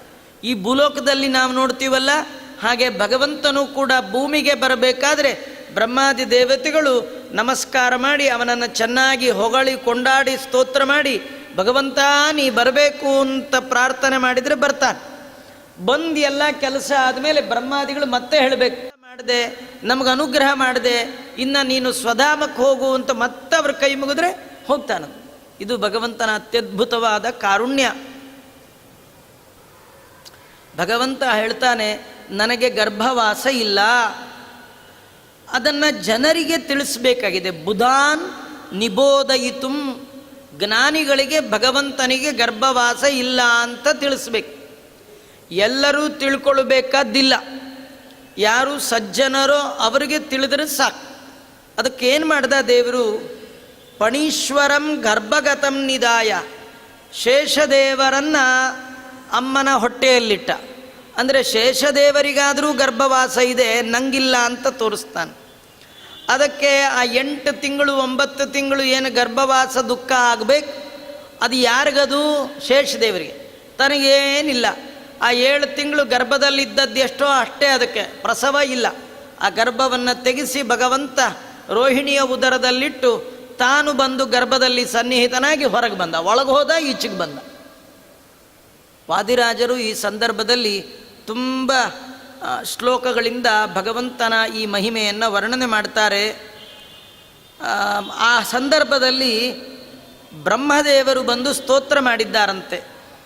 ತಾಯಿ ದೇವಕಿಯ ಗರ್ಭದಲ್ಲಿ ದೇವರಿರುವ ಸಂದರ್ಭದಲ್ಲಿ ಬ್ರಹ್ಮದೇವರು ಬಂದು ಸ್ತೋತ್ರ ಮಾಡಿದ್ರಂತೆ. ನಮಗೊಂದು ಆಶ್ಚರ್ಯ, ದೇವರಿಗೆ ಗರ್ಭವಾಸ ಇಲ್ಲ ಅಂತೀರಿ, ಮತ್ತು ಗರ್ಭದಲ್ಲಿ ಭಗವಂತ ಇದ್ದ ಅಂತ ಬ್ರಹ್ಮದೇವರು ಗರ್ಭಸ್ತುತಿ ಮಾಡ್ದ ಅಂತೀರಿ. ಅಲ್ಲ, ಇದಾನ ಇಲ್ವಾ? ಎರಡರಲ್ಲಿ ಒಂದು ಹೇಳಿ. ಇಲ್ಲ ಇದಾನೆ ಅನ್ನಿ, ಆವಾಗ ನೀವು ಬ್ರಹ್ಮದೇವರು ಮಾಡಿ ಸ್ತೋತ್ರ ಮಾಡಿದ್ರು ಸರಿ ಹೋಗುತ್ತೆ. ಇಲ್ಲ ಅಂತ ಹೇಳಿ, ಹಾಗಾದ್ರೆ ಬ್ರಹ್ಮದೇವರು ಗರ್ಭಸ್ತುತಿ ಯಾಕೆ ಮಾಡಿದ್ರು ಅದನ್ನು ಹೇಳಿ ಅಲ್ವಾ? ಹಾಗಾದ್ರೆ ಇಲ್ಲಿ ವಾದಿರಾಜರು ಹೇಳ್ತಾರೆ, ಗರ್ಭದಲ್ಲಿದಾನ? ಇದ್ದಾನೆ. ಇಲ್ವಾ? ಇಲ್ಲ. ಇಲ್ಲ ಅಂದರೆ ಅವನು ಪೂರ್ಣನಾದ ಕಾರಣ ಇದ್ರೂ ಇಲ್ಲದ ಹಾಗೆ. ಬಂದಿಖಾನೆಯ ಒಳಗೆ ಜೈಲರ್ ಇದ್ದಾನೆ, ಅವನು ನೋಡ್ಕೊಳ್ಳುವ ಸೂಪರಿಂಟೆಂಡೆಂಟ್. ಅವನನ್ನು ನೀವು ಜೈಲಲ್ಲೇ ಇದ್ದೀರಾ ಅಂದರೆ ಏನರ್ಥ? ಇದ್ದಾನೆ ಅಂದರೆ ಅಧಿಕಾರಿಯಾಗಿದ್ದಾನೆ ವಿನ ಕಳ್ಳನಾಗಿ ಇಲ್ಲ ಅನ್ನೋ ಅರ್ಥ. ಮತ್ತು ಇಲ್ವಾ ಅಂದರೆ ಇದ್ದಾನೆ. ಇದ್ದಾನೆ ಅಂದರೆ ಕಳ್ಳನಾಗಿ ಇದ್ದಾನೆ ಅಂತ ಅರ್ಥ ಅಲ್ಲ, ಅಧಿಕಾರಿಯಾಗಿ ಇದ್ದಾನೆ ಅಂತ ಅರ್ಥ. ಮತ್ತೇನರ್ಥ ಇನ್ನೂ ಒಂದಂದರೆ, ನಮ್ಮೆಲ್ಲರ ಗರ್ಭದ ಒಳಗೂ ಭಗವಂತ ಇದ್ದೇ ಇದ್ದಾನೆ. ಯಾರಲ್ಲಿ ದೇವರಿಲ್ಲ ಹೇಳಿ? ಎಲ್ಲರಲ್ಲಿಯೂ ಇದ್ದಾನೆ. ಹಾಗಾದ್ರೆ ದೇವಕಿಯ ಗರ್ಭದಲ್ಲಿ ಏನು? ಅದೇ ಸ್ಪೆಷಲ್ ಅಂತ. ಎಲ್ಲರಲ್ಲೂ ಇದ್ದಾನೆ, ದೇವಕಿಯಲ್ಲಿ ವಿಶೇಷವಾಗಿದ್ದಾನೆ. ಆ ಇರುವ ಭಗವಂತನನ್ನೇ ನೋಡಿ ಬ್ರಹ್ಮದೇವರು ಸ್ತೋತ್ರ ಮಾಡ್ತಾ ಇದ್ದಾರೆ. ಸರಿ, ಈ ಬ್ರಹ್ಮದೇವರು ಸ್ತೋತ್ರ ಮಾಡಿದ್ರಲ್ಲ, ಸ್ತೋತ್ರ ಮಾಡುವ ಬ್ರಹ್ಮದೇವರು ದೇವಕಿಯ ಗರ್ಭದಲ್ಲಿ ದೇವರು ಇದ್ದಾನೆ ಅಂತ ಮಾಡಿದ್ರು, ಇಲ್ಲ ಅಂತ ಮಾಡಿದ್ರು? ಇದ್ದಾನೆ ಅಂತ ಮಾಡಿದ್ರೆ ಗರ್ಭವಾಸದಲ್ಲಿದ್ದಾನೆ ಅಂತ ಅಂದ್ಕೊಂಡಂಗಾಯ್ತು. ಇಲ್ಲ ಅಂದರೆ ಮಾಡಬೇಕಾದ್ದೇ ಇಲ್ಲ. ಹೀಗೆಲ್ಲ ನಮಗೆ ಪ್ರಶ್ನೆಗಳು ಬರುತ್ತೆ. ಅಲ್ಲಿ ವಾದಿರಾಜರು ಹೇಳ್ತಾರೆ, ಬ್ರಹ್ಮದೇವರು ದೇವಕಿಯ ಗರ್ಭದಲ್ಲಿ ದೇವರು ಇದ್ದಾನೆ ಅಂತಲೇ ಸ್ತೋತ್ರ ಮಾಡಿದ್ರು. ಸ್ತೋತ್ರ ಮಾಡಿದ್ರಿಂದ ನಮಗೇನು ಅನುಗ್ರಹ ಮಾಡ್ತಾರೆ ಅಂದರೆ, ನಿಮಗೆ ಮರಳಿ ಮರಳಿ ಅಮ್ಮನ ಗರ್ಭದಲ್ಲಿ ಬರಬಾರ್ದು ಅಂತ ಆಸೆ ಇದ್ದರೆ ನೀವು ಈ ಸ್ತೋತ್ರ ಮಾಡಿ ಅಂತ ತೋರಿಸ್ಲಿಕ್ಕೆ ಬ್ರಹ್ಮದೇವರು ಗರ್ಭಸ್ತುತಿ ಮಾಡಿದ್ದಂತೆ. ನಾವೆಲ್ಲ ಏನು ಅನೇಕ ಬಾರಿ ತಾಯಿಯ ಹೊಟ್ಟೆಯಲ್ಲಿ ಬರ್ತಾ ಇದ್ದೀವಿ. ಮರಳಿ ಮರಳಿ ಅಮ್ಮನ ಹೊಟ್ಟೆಯಲ್ಲಿ ಬರಬಾರ್ದು ಅಂತ ಬಯಕೆ ಇದ್ದರೆ, ಮತ್ತೆ ಹುಟ್ಟಬಾರ್ದು ಅಂತ ಆಸೆ ಇದ್ದರೆ, ನಿರ್ಭಂಗ ಸಿದ್ಧ್ಯರ್ಥಂ, ನಿಮಗೆ ಗರ್ಭವಾಸಾದಿ ದುಃಖಗಳು ಹೋಗಬೇಕು ಅಂತ ಆಸೆ ಇದ್ದರೆ ಈ ಸ್ತೋತ್ರ ಮಾಡಿ ಅಂತ ತೋರಿಸ್ಲಿಕ್ಕೆ ಬ್ರಹ್ಮದೇವರು ಗರ್ಭಸ್ತುತಿಯನ್ನು ಮಾಡಿದ್ದಾರೆಯೇ ವಿನಃ ಭಗವಂತ ದೋಷಯುಕ್ತ ಗರ್ಭದಲ್ಲಿದ್ದಾನೆ, ಕಳ್ಳನಂತೆ ಜೈಲಲ್ಲಿದ್ದಾನೆ ಅಂತ ಅವರು ಸ್ತೋತ್ರ ಮಾಡಿಲ್ಲ. ಅವನು ಅಧಿಕಾರಿಯಂತೆ ಇದ್ದಾನೆ ಒಳಗೆ ಭಗವಂತ ಅಂತ ಬ್ರಹ್ಮದೇವರು ಸ್ತೋತ್ರ ಮಾಡಿದ್ದಾರೆ. ಆ ಸಂದರ್ಭದಲ್ಲಿ ಅನೇಕ ಸ್ತೋತ್ರ ಬ್ರಹ್ಮದೇವರು ಮಾಡಿರ್ತಕ್ಕಂಥದ್ದು. ನಾವು ನಿತ್ಯದಲ್ಲಿ ನಮ್ಮ ಅನುಸಂಧಾನಕ್ಕೆ ತರಬೇಕಾದ ಒಂದು ಸ್ತೋತ್ರ ಅದರೊಳಗಿದೆ. ಬ್ರಹ್ಮದೇವರು ದೇವಕಿಯ ಗರ್ಭದಲ್ಲಿರುವ ಭಗವಂತನನ್ನು ನೋಡ್ತಾ ಕೈ ಮುಕ್ಕೊಂಡು ಸ್ತೋತ್ರ ಮಾಡ್ತಾರೆ. ಶೃಣ್ವನ್ ಗೃಣನ್ ಸಂಸ್ಮರಯಂಶ್ಚ ಚಿಂತಯನ್ ನಾಮಾನಿ ರೂಪಾಣಿ ಚ ಮಂಗಲಾನಿ ತೇ ಕ್ರಿಯಾತು ಯತ್ಪಚ್ಚರಣಾರವಿಂದಯೋ ಆವಿಷ್ಟಚಿತ್ತೋ ನ ಭವಾಯ ಕಲ್ಪ್ಯತೆ. ಇದು ಬ್ರಹ್ಮದೇವರು ಮಾಡಿದ ಒಂದು ಸ್ತೋತ್ರ. ಆ ಗರ್ಭದೊಳಗಿರುವ ಭಗವಂತನ ನೋಡಿ ಬ್ರಹ್ಮದೇವರು ಹೇಳ್ತಾರೆ, ಭಗವಂತ ನಿನ್ನ ಮಂಗಳಕರವಾದ ನಾಮಗಳು ಎರಡು ಪ್ರಸಿದ್ಧ ನಾಮ. ಕಲಿಯುಗಕ್ಕೆ ಎರಡು ನಾಮ, ಒಂದು ರಾಮನಾಮ, ಇನ್ನೊಂದು ಕೃಷ್ಣನಾಮ. ರಾಮ ಕೃಷ್ಣ ಎರಡು ಸಾಕು ಉದ್ಧಾರ ಆಗಲಿಕ್ಕೆ. ಕಲಿಯುಗದ ಜನಕ್ಕೆ ಎರಡು ರೂಪ. ನೀವು ಬುದ್ಧ, ಕಲ್ಕಿ, ನರಸಿಂಹ ಇವೆಲ್ಲ ಮನೇಲಿ ಇಟ್ಕೊಳ್ಳಿ, ಬೇಡ ಅನ್ನಲ್ಲ. ಆದರೆ ಎರಡು ಯಾವಾಗಲೂ ರಾಮ ಕೃಷ್ಣ ಅಂತ. ತುಂಬ ಜನ ಹಿಂದೆ ವಯಸ್ಸಾದವ್ರು ಅನ್ನೋರು, ನಂಗೆ ಯಾಕೆ ಬೇಕು, ಎಲ್ಲೋ ರಾಮಕೃಷ್ಣ ಅಂದ್ಕೊಂಡಿರ್ತೀನಿ ಅನ್ನೋರೇ ವಿನಃ ಶ್ರೀನಿವಾಸ ನರಸಿಂಹ ಅಂದ್ಕೊಂಡಿರ್ತೀನಿ ಅಂತ ಅಂತಿರಲಿಲ್ಲ. ರಾಮ ಕೃಷ್ಣ ಅಂದ್ಕೊಂಡಿರಬಾರ್ದೆ ಅಂತ ಹೇಳೋರು. ನಿಮ್ಗೆ ಯಾಕೆ ಬೇಕ್ರಿ, ವಯಸ್ಸಾಯಿತು, ಎಲ್ಲೋ ರಾಮಕೃಷ್ಣ ಅಂತಿರಬಾರ್ದೆ ಅನ್ನೋರು.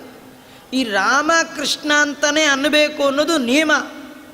ನಿಮಗೆ ನರಸಿಂಹದೇವ್ರು, ನಮ್ಮ ಮನೆದೇವ್ರು ನರಸಿಂಹದೇವ್ರು ಇರ್ಬೋದು, ನಿಮಗೆ ಶ್ರೀನಿವಾಸ ಇರ್ಬೋದು, ಇನ್ಯಾರಿಗೋ ಸ್ವಾಮಿಯೇ ಶರಣಂ ಇರ್ಬೋದು, ಅವ್ರನ್ನೆಲ್ಲ ಬೇಡ. ಆದರೆ ನಿಮ್ಗೆ ಯಾವುದೇ ಇದ್ದರೂ ಕೂಡ ನೀವು ಅನ್ಬೇಕಾದ್ದು ಎರಡೇ.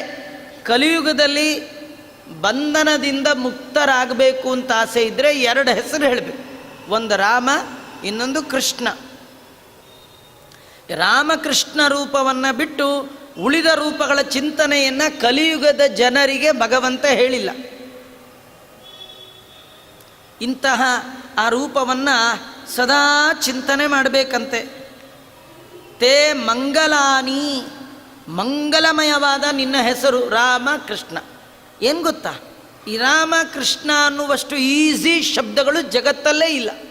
ರಾಮ ಅಂದರೆ ಆರಾಮ್, ಕೃಷ್ಣ ಅಂದರೆ ಕಷ್ಟನೇ ಇಲ್ಲ. ನಮಗೆ ಬರಬೇಕಾದೆರಡು, ಕಷ್ಟ ಹೋಗಬೇಕು, ಆರಾಮಾಗಿರಬೇಕು. ಕಷ್ಟ ಹೋಗಬೇಕಾ ಕೃಷ್ಣ ಅನ್ನಿ, ಆರಾಮಾಗಿರಬೇಕಾ ರಾಮ ಅನ್ನಿ. ನಾವು ಕಷ್ಟ ಬರ್ತಾ ಇದೆ ಆರಾಮಿಲ್ಲ ಅಂದರೆ ಕೃಷ್ಣ ಅಂದಿಲ್ಲ, ಕಷ್ಟ ಕಳ್ಕೊಂಡಿಲ್ಲ. ರಾಮ ಅಂದಿಲ್ಲ, ನಿಮ್ಮ ಜೀವನದಲ್ಲಿ ಆರಾಮ ಸಿಕ್ಕಿಲ್ಲ.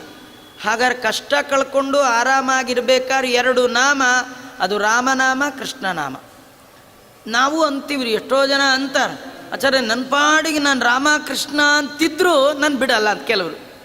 ಕೆಲವರು ಅಂತಾರೆ ನೋಡಿ, ನನ್ನ ಪಾಡಿಗೆ ನಾ ಎಲ್ಲೋ ಮೂಲೆಯಲ್ಲಿ ಕೂತ್ಕೊಂಡು ರಾಮ ಕೃಷ್ಣ ಅಂತಿದ್ರು ನಾನು ಹಣೆ ಬರ ನಾನು ಬಿಡಲ್ಲ ಅಂತ. ಹಾಗಾದ್ರೆ ನೀವು ಅಂತಿದ್ರು ಬಿಡಲ್ಲ ಅಂದರೆ ನೀವು ಅಂತಿರೋದು ಸರಿಗಿಲ್ಲ ಅಂತ ಅರ್ಥ. ಇದೆಲ್ಲ ಬ್ರಹ್ಮದೇವರು ಮಾಡಿದ ಸ್ತೋತ್ರದ ಒಳಗೆ ಅರ್ಥ ಇರ್ತಕ್ಕಂಥದ್ದು. ಏನು ಗೊತ್ತಾ, ಎಷ್ಟೋ ಜನ ರಾಮ ಅಂತಾರೆ, ಒಂದು ಮಾತ್ರಕ್ಕೆ ಏನು ಪ್ರಯೋಜನ, ಏನು ಮೂರ್ಖಾಸಿನ ಉಪಯೋಗ ಇಲ್ಲ. ಕೆಲವರು ರಾಮ ರಾಮ ಅಂತ ಪ್ರಾಣ ಬಿಟ್ಟರು, ಏನು ನಾನ್ ಸ್ಟಾಪ್ ಮೋಕ್ಷಕ್ಕೆ ಹೋಗ್ತಾರೆ ಅಂತ ತಿಳ್ಕೊಬೇಡಿ. ಕೃಷ್ಣ ಕೃಷ್ಣ ಅಂದ ಮಾತ್ರಕ್ಕೆ ಮೋಕ್ಷಕ್ಕೆ ಹೋಗ್ತಾರೆ ಅಂತ ತಿಳ್ಕೊಳ್ಬೇಡಿ. ಹೆಸರು ಹೇಳುವಾಗ ಏನೆಲ್ಲ ಕ್ರಿಯೆ ನಡಿಬೇಕು ಬ್ರಹ್ಮದೇವರು ಹೇಳ್ತಾರೆ. ಶೃಣ್ವನ್ ಗೃಣನ್ ಸಂಸ್ಮರಯನ್, ಮೂರು ಕೆಲಸ ಏಕಕಾಲಕ್ಕಾಗಬೇಕು. ನಾಮ ಕೇಳಬೇಕು, ರೂಪ ಚಿಂತನೆ ಮಾಡಬೇಕು, ಕ್ರಿಯಾ ಸ್ಮರಣೆ ಮಾಡಬೇಕು. ನಾಮ ಕೇಳಬೇಕು, ರೂಪ ಹೃದಯದಲ್ಲಿ ಬರಬೇಕು, ತಲೆಯಲ್ಲಿ ಆ ರೂಪದಲ್ಲಿ ಮಾಡಿದ ಉಪಕಾರವನ್ನು ನೆನಪು ಮಾಡಿಕೊಳ್ಬೇಕು. ಏನು ರಾಮ ರಾಮ ಅಂತ ಬಾಯಲ್ಲಂದ್ರಿ ಆ ರೂಪ ಹೃದಯದಲ್ಲಿ ಬರಲೇ ಇಲ್ಲ. ವದನದಿ ನಾಮವು ಹೃದಯದಿ ರೂಪವು ಬಂದರೆ ಮಾತ್ರ ಆಡಿದ ನಾಮಕ್ಕೆ ಬೆಲೆ. ಕೆಲವರು ಏನಂದರೆ ರಾಮ ರಾಮ ಅಂತಿರ್ತಾರೆ, ಬಾಯಲ್ಲಂತಾರೆ, ಮನಸ್ಸೆಲ್ಲೋ ಇರುತ್ತೆ, ಮನಸ್ಸಿನಲ್ಲಿ ಆ ರೂಪದ ಚಿಂತನೆ ಇಲ್ಲ. ಕೆಲವರು ರಾಮ ಅಂತಾರೆ, ರಾಮ ಅಂದ ತಕ್ಷಣ ಕೋದಂಡಪಾಣಿಯ ನೆನಪು ಬರುತ್ತೆ, ಆದರೆ ಆ ರಾಮ ರೂಪದಲ್ಲಿ ಮಾಡಿದ ಕ್ರಿಯೆಯ ಚಿಂತನೆ ಬರಲ್ಲ. ಹಾಗಾದ್ರೆ ಮೂರಾಗಬೇಕು. ಕೃಷ್ಣ ಅಂದ ತಕ್ಷಣ ಕೋದಂಡಪಾಣಿ ಬರಬಾರ್ದು, ಕೃಷ್ಣ ಅಂದ ತಕ್ಷಣ ಕಾಳಿಂಗ ಮರ್ದನ ಬರಬೇಕು. ಕೃಷ್ಣ ಅಂದರೆ ಪಿಳ್ಳಂಗೋವಿಯ ಕೃಷ್ಣ ಬರಬೇಕು. ಕೃಷ್ಣ ಅಂದರೆ ಗೋಪಿಕಾ ಸ್ತ್ರೀಯರ ಮಧ್ಯದಲ್ಲಿ ನರ್ತನ ಮಾಡಿದ ಕೃಷ್ಣ ಬರಬೇಕು. ಕೃಷ್ಣ ಅಂದ ತಕ್ಷಣ ವಸ್ತ್ರ ಕಾಲದಲ್ಲಿ ಅಕ್ಷಯ ವಸ್ತ್ರ ಕೊಟ್ಟ ದ್ರೌಪದಿಗೆ ಅದರ ನೆನಪು ಬರಬೇಕು. ಅದು ಬಂದು ನಿಮ್ಮ ಮನಸ್ಸು ಆ ಭಗವಂತನ ಪಾದದಲ್ಲಿ ಒಂದು ಕ್ಷಣ ಟಚ್ ಆಗಿಬಿಟ್ರೆ ಸಾಕು, ಮತ್ತೆ ಹುಟ್ಟೋದೇ ಇಲ್ಲ. ಈಗ ನಮಗೆ ಗೊತ್ತಾಯಿತು, ರಾಮ ಅಂದರೂ ಯಾಕೆ ನಮಗೆ ಒಳ್ಳೆ ಬುದ್ಧಿ ಬರಲಿಲ್ಲ, ಕೃಷ್ಣ ಅಂದರೂ ಯಾಕೆ ಬರಲಿಲ್ಲ. ದಾಸರಂತಾರೆ, ಏನು ಹೇಳಿದರೇನು, ಏನು ಕೇಳಿದರೇನು, ಮನಸ್ಸಿನ ತಾಮಸ ಮಾಡದನ್ನಕ ಕೊಳಲ ಧ್ವನಿಗೆ ಸರ್ಪ ತಲೆ ತೂಗುವಂತೆ ಇದಕ್ಕೇನು ಮದ್ದು ಸಿರಿಪುರಂದರ ವಿಠಲ. ಬಾಯಲ್ಲಿ ಬೇಕಾದ್ದು ಹೇಳ್ತೀವಿ, ಆ ಯಾವ ರೂಪದ ಚಿಂತನೆ ಹೃದಯದಲ್ಲಿಲ್ಲ, ಆ ಯಾವ ರೂಪದಲ್ಲಿ ಮಾಡಿದ ಕ್ರಿಯೆಯ ಸ್ಮರಣೆ ಇಲ್ಲ. ಕೆಲವರು ನಮ್ಮನೆಗೆ ಬಂದಾಗ ನಾವಂತೀವಿ, ಅಂತೂ ಬಂದ್ರಲ್ಲ, ನಾವು ನಿನ್ನನ್ನೇ ನೆನೆಸ್ತಾ ಇದ್ವಿ ಅಂತಾರೆ. ನೆನೆಸ್ತಾ ಇದ್ರಿ ಅಂದರೆ ಅವ್ರ ಫೋಟೋ ತೆಗೆದು ಬಕೆಟಲ್ಲಿ ಹಾಕಿದ್ರಿ ಅಂತ ಅರ್ಥನಾ? ಏನು ನೆನೆಸ್ತಾ ಇದ್ರಿ ಅಂದರೆ ಏನರ್ಥ? ನೀವು ಮಾಡಿದ ಉಪಕಾರವನ್ನು ಸ್ಮರಣೆ ಮಾಡ್ತಾ ಇದ್ವಿ. ಸ್ಮರಣೆ ಮಾಡಬೇಕಾದ್ರೆ ನಿಮಗೆ ಅವ್ರ ರೂಪ ಚಿಂತನೆಗೆ ಬರುತ್ತಾ ಇಲ್ಲ. ಯಾರೋ ಚಿಕ್ಕಪ್ಪನೋ ನಿಮ್ಮ ಯಾರೋ ಆಂಟಿನೋ ಅಂಕಲ್ನೋ ಬಂದುಬಿಡ್ತಾರೆ. ಬಂದಾಗ ಅಂತೀರಿ ನಿಮ್ಮನ್ನೇ ನೆನೆಸ್ತಾ ಇದ್ರಿ. ಏನು ನೆನೆಸ್ತಿದ್ರಿ? ಅವ್ರ ಫೋಟೋ ಅಲ್ಲ, ಅವರು ಮಾಡಿದ ಹೆಲ್ಪ್ ನೆನಪು ಮಾಡ್ಕೊಳ್ತಾ ಇದ್ರಿ. ನೆನಪು ಮಾಡಿದ ತಕ್ಷಣ ಅವ್ರ ಹೆಸರು ಅವ್ರ ರೂಪ ಒಟ್ಟಿಗೆ ಬಂತ. ಹಾಗಾದ್ರೆ ಇದು ವದನದಿ ನಾಮವು, ಹೃದಯದಿ ರೂಪವು, ಉದರದಿ ನೈವೇದ್ಯವು, ಶಿರದಿ ಹರಿ ನಿರ್ಮಾಲ್ಯವ ಧರಿಸುತ್ತ ಕೋವಿದರ ಮನೆಯ ಹೆಬ್ಬಾಗಿಲ ಕಾಯುವುದೇ ಫಲವಿದು ಬಾಳ್ದುದಕ್ಕೆ. ನೀವು ನಾರಾಯಣ, ಕೃಷ್ಣ, ರಾಮ, ಅಚ್ಯುತ, ಮುಕುಂದ, ಮುರಾರಿ, ಗೋವಿಂದ, ಮತ್ಸ್ಯ, ಕೂರ್ಮ, ವರಾಹ, ನರಸಿಂಹ, ವಾಮನ, ಭಾರ್ಗವ, ರಾಮಕೃಷ್ಣ, ಬುದ್ಧ, ಕಲ್ಕಿ ಯಾವುದೇ ರೂಪ ಹೆಸರು ಹೇಳಿದ್ರು ಆ ರೂಪ ಚಿಂತನೆ ಬರಬೇಕು. ಕಲಿಯುಗದವರಿಗೆ ಬೇರೆ ರೂಪ ಚಿಂತನೆ ಹೇಳೇ ಇಲ್ಲ, ಹೇಳಿರೋದೇ ಎರಡು. ಯಾಕಂದರೆ ಈ ಎರಡು ಕಥೆಗಳೇ ದೇವತೆಗಳ ಸಾಧನೆಗೆ ಪಕ್ವ ಕಾಲ. ರಾಮಾವತಾರದಲ್ಲಿ ಸಾಧನೆ, ಕೃಷ್ಣಾವತಾರದಲ್ಲಿ ಎಲ್ಲರ ಸಾಧನೆ. ನಿಮ್ಮ ನಮ್ಮೆಲ್ಲರ ಸಾಧನೆ ಆಗಬೇಕಾದ್ದು ಎರಡೇ ಅವತಾರದಲ್ಲಿ. ಒಂದು ರಾಮನ ಕಥೆ ಕೇಳಿ, ಇನ್ನೊಂದು ಕೃಷ್ಣನ ಕಥೆ ಕೇಳಿ. ಈ ಎರಡೂ ಕಥೆ ಕೇಳಿ ಯಾರು ಸಾಧನೆ ಮಾಡಿಕೊಳ್ಳಿಲ್ಲ ಅವ್ರು ಎಂದೂ ಉದ್ಧಾರ ಆಗ್ಲಿಕ್ಕೆ ಸಾಧ್ಯ ಇಲ್ಲ. ಒಂದು ರಾಮಾಯಣ, ಅದು ರಾಮನ ಕಥೆ, ಇನ್ನೊಂದು ಮಹಾಭಾರತ, ಭಾಗವತ, ಕೃಷ್ಣನ ಕಥೆ. ಈ ಎರಡು ಕಥೆ ಕೇಳಿ ನೀವು ಪರಿವರ್ತಿತರಾದರೆ, ಅಲ್ಲಿ ಬರುವ ಪಾತ್ರಗಳ ಗುಣವನ್ನು ನಿಮ್ಮ ಜೀವನದ ಒಳಗೆ ನೀವು ಇಂಪ್ಲಿಮೆಂಟ್ ಮಾಡಿಕೊಂಡು ರಾಮ ಭಕ್ತರಾದರೆ, ಕೃಷ್ಣ ಭಕ್ತರಾದರೆ ಸಂಸಾರದಿಂದ ಉದ್ಧಾರ ಆಗ್ಲಿಕ್ಕೆ ಸಾಧ್ಯ. ಇಲ್ಲದೇ ಇದ್ರಿಲ್ಲ. ಇದು ಬ್ರಹ್ಮದೇವರು ಮಾಡುವ ಗರ್ಭಸ್ತುತಿಯ ಒಳಗಿರುವ ಅರ್ಥ. ಶೃಣ್ವನ್ ಪುರಾಣ ಕೂತಿರ್ತೀರಿ, ಅಥವಾ ಯಾವುದೋ ಮದುವೆ ಮನೇಲಿ ಕೂತಿರ್ತೀರಿ, ಅಥವಾ ಮನೆಯಲ್ಲೇ ಕೂತಿರ್ತೀರಿ. ಆಗ ನಿಮ್ಮ ಕಿವಿಗೆ ಒಂದು ಶಬ್ದ ಬೀಳುತ್ತೆ. ಏನು? ಶೃಣ್ವನ್. ಏನೋ ಕೇಳ್ತೀರಿ. ಏನೋ ಕೇಳಿದಾಗ ನಿಮಗೆ ದೇವರ ನೆನಪು ಬರ್ತಿದ್ರು, ಪುರಾಣ ಕೂತಾಗ ದೇವರ ಕಥೆ ಕೇಳುವಾಗ ರಾಮ ಅಂತ ಶೃಣ್ವನ್. ಆಗ ಮಂಗಳಾನಿತೇ, ಮಂಗಳಕರವಾದ ನಿನ್ನ ನಾಮವನ್ನು ಶ್ರವಣ ಮಾಡಿದ ತಕ್ಷಣದಲ್ಲಿ ಮಂಗಳಕರವಾದ ತೇ ರೂಪಂ, ನಿನ್ನ ರೂಪವನ್ನು ಹೃದಯದಲ್ಲಿ ಧಾರಣೆ ಮಾಡಿ ಮಂಗಳಕರವಾದ ನಿನ್ನ ಕಾರ್ಯವನ್ನು ಯಾರು ಸ್ಮರಣೆ ಮಾಡ್ತಾ ರೂಪದ ಧ್ಯಾನ, ಬಾಯಲ್ಲಿ ನಾಮ, ಹೃದಯದಲ್ಲಿ ರೂಪ, ಮನಸ್ಸಿನಲ್ಲಿ ಸ್ಮರಣೆ ಮಾಡ್ತಾ ಆ ಮನಸ್ಸು ಭಗವಂತನ ಪಾದದಲ್ಲಿ ಆವಿಷ್ಟವಾದರೆ, ಒಳಹೊಕ್ಕರೆ ನ ಪುನರ್ಭವಾಯ, ಮತ್ತೆ ಅವನು ಎಂದೂ ಕೂಡ ಭೂಲೋಕಕ್ಕೆ ಬರೋಲ್ಲ. ಬ್ರಹ್ಮದೇವರು ಸ್ತೋತ್ರ ಮಾಡಿದ್ರೆ ಭಗವಂತನಿಗೆ ಭಾರಿ ಆನಂದ ಆಗತ್ತೆ. ಇನ್ಯಾರು ಸ್ತೋತ್ರ ಮಾಡಿದ್ರೂ ಖುಷಿ ಆಗಲ್ಲ. ದೇವರಿಗೆ ಆನಂದ ಆಗಬೇಕಂದ್ರೆ ಯಾರು ಮಾಡಬೇಕು? ಆನಂದ ತೀರ್ಥರು ಮಾಡಬೇಕು. ಯಾಕಂದರೆ ಅವರೇ ಭಾವಿ ಬ್ರಹ್ಮರು. ಆನಂದ ತೀರ್ಥ ಪರಾನಂದ ವರದ. ಆನಂದ ತೀರ್ಥರು ಮಾಡಿದರೆ ಮಾತ್ರ ಭಗವಂತನಿಗೆ ಭಾರಿ ಆನಂದ. ಆನಂದ ತೀರ್ಥ ವರದೆ ದಾನವಾರಣ್ಯ ಪಾವಕ್ಕೆ ಜ್ಞಾನದಾಯಿನಿ ದೇವೇಶೆ ಶ್ರೀನಿವಾಸೇಸ್ತು ಮೇ ಮನಃ. ಯಾಕೆ? ಯಾವಾಗಲೂ ಸ್ತೋತ್ರ ಮಾಡೋರು ಸ್ತೋತ್ರ ಮಾಡಿದ್ರೆ ಸಂತೋಷ. ಯಾವಾಗಲೂ ಒಮ್ಮೆ ಸ್ತೋತ್ರ ಮಾಡೋರನ್ನ ಕಂಡ್ರೆ ನಂಗೆ ಗೊತ್ತ್ರಿ ನಿಮ್ಮ ಕೆಲಸ ಆಗಬೇಕು ಅದಕ್ಕೆ ಹೊಗಳ್ತಾ ಇದ್ದೀರಿ ಅಂತಾರೆ. ನಾವೆಲ್ಲ ದೇವ್ರ ಹತ್ರ ಬಂದಾಗ ನಮ್ಮದೇನೋ ಎಕ್ಸಾಮ್ ಕಟ್ಟಿರ್ತೀವಿ, ಅಥವಾ ಇನ್ನೇನೋ ವರ ಹುಡುಕ್ತಿರ್ತೀವಿ, ಓದು ಹುಡುಕ್ತಿರ್ತೀವಿ, ಮದುವೆಗೆ ಛತ್ರ ಹುಡುಕ್ತಿರ್ತೀವಿ, ಏನೋ ಒಂದು ಕೆಲಸ ಇರುತ್ತೆ, ಅದಕ್ಕೆ ಹಣ್ಣು ಕಾಯಿ ಮಾಡಿಸಿ ದೇವ್ರಿಗೆ ಕೈ ಮುಗಿತೀವಿ.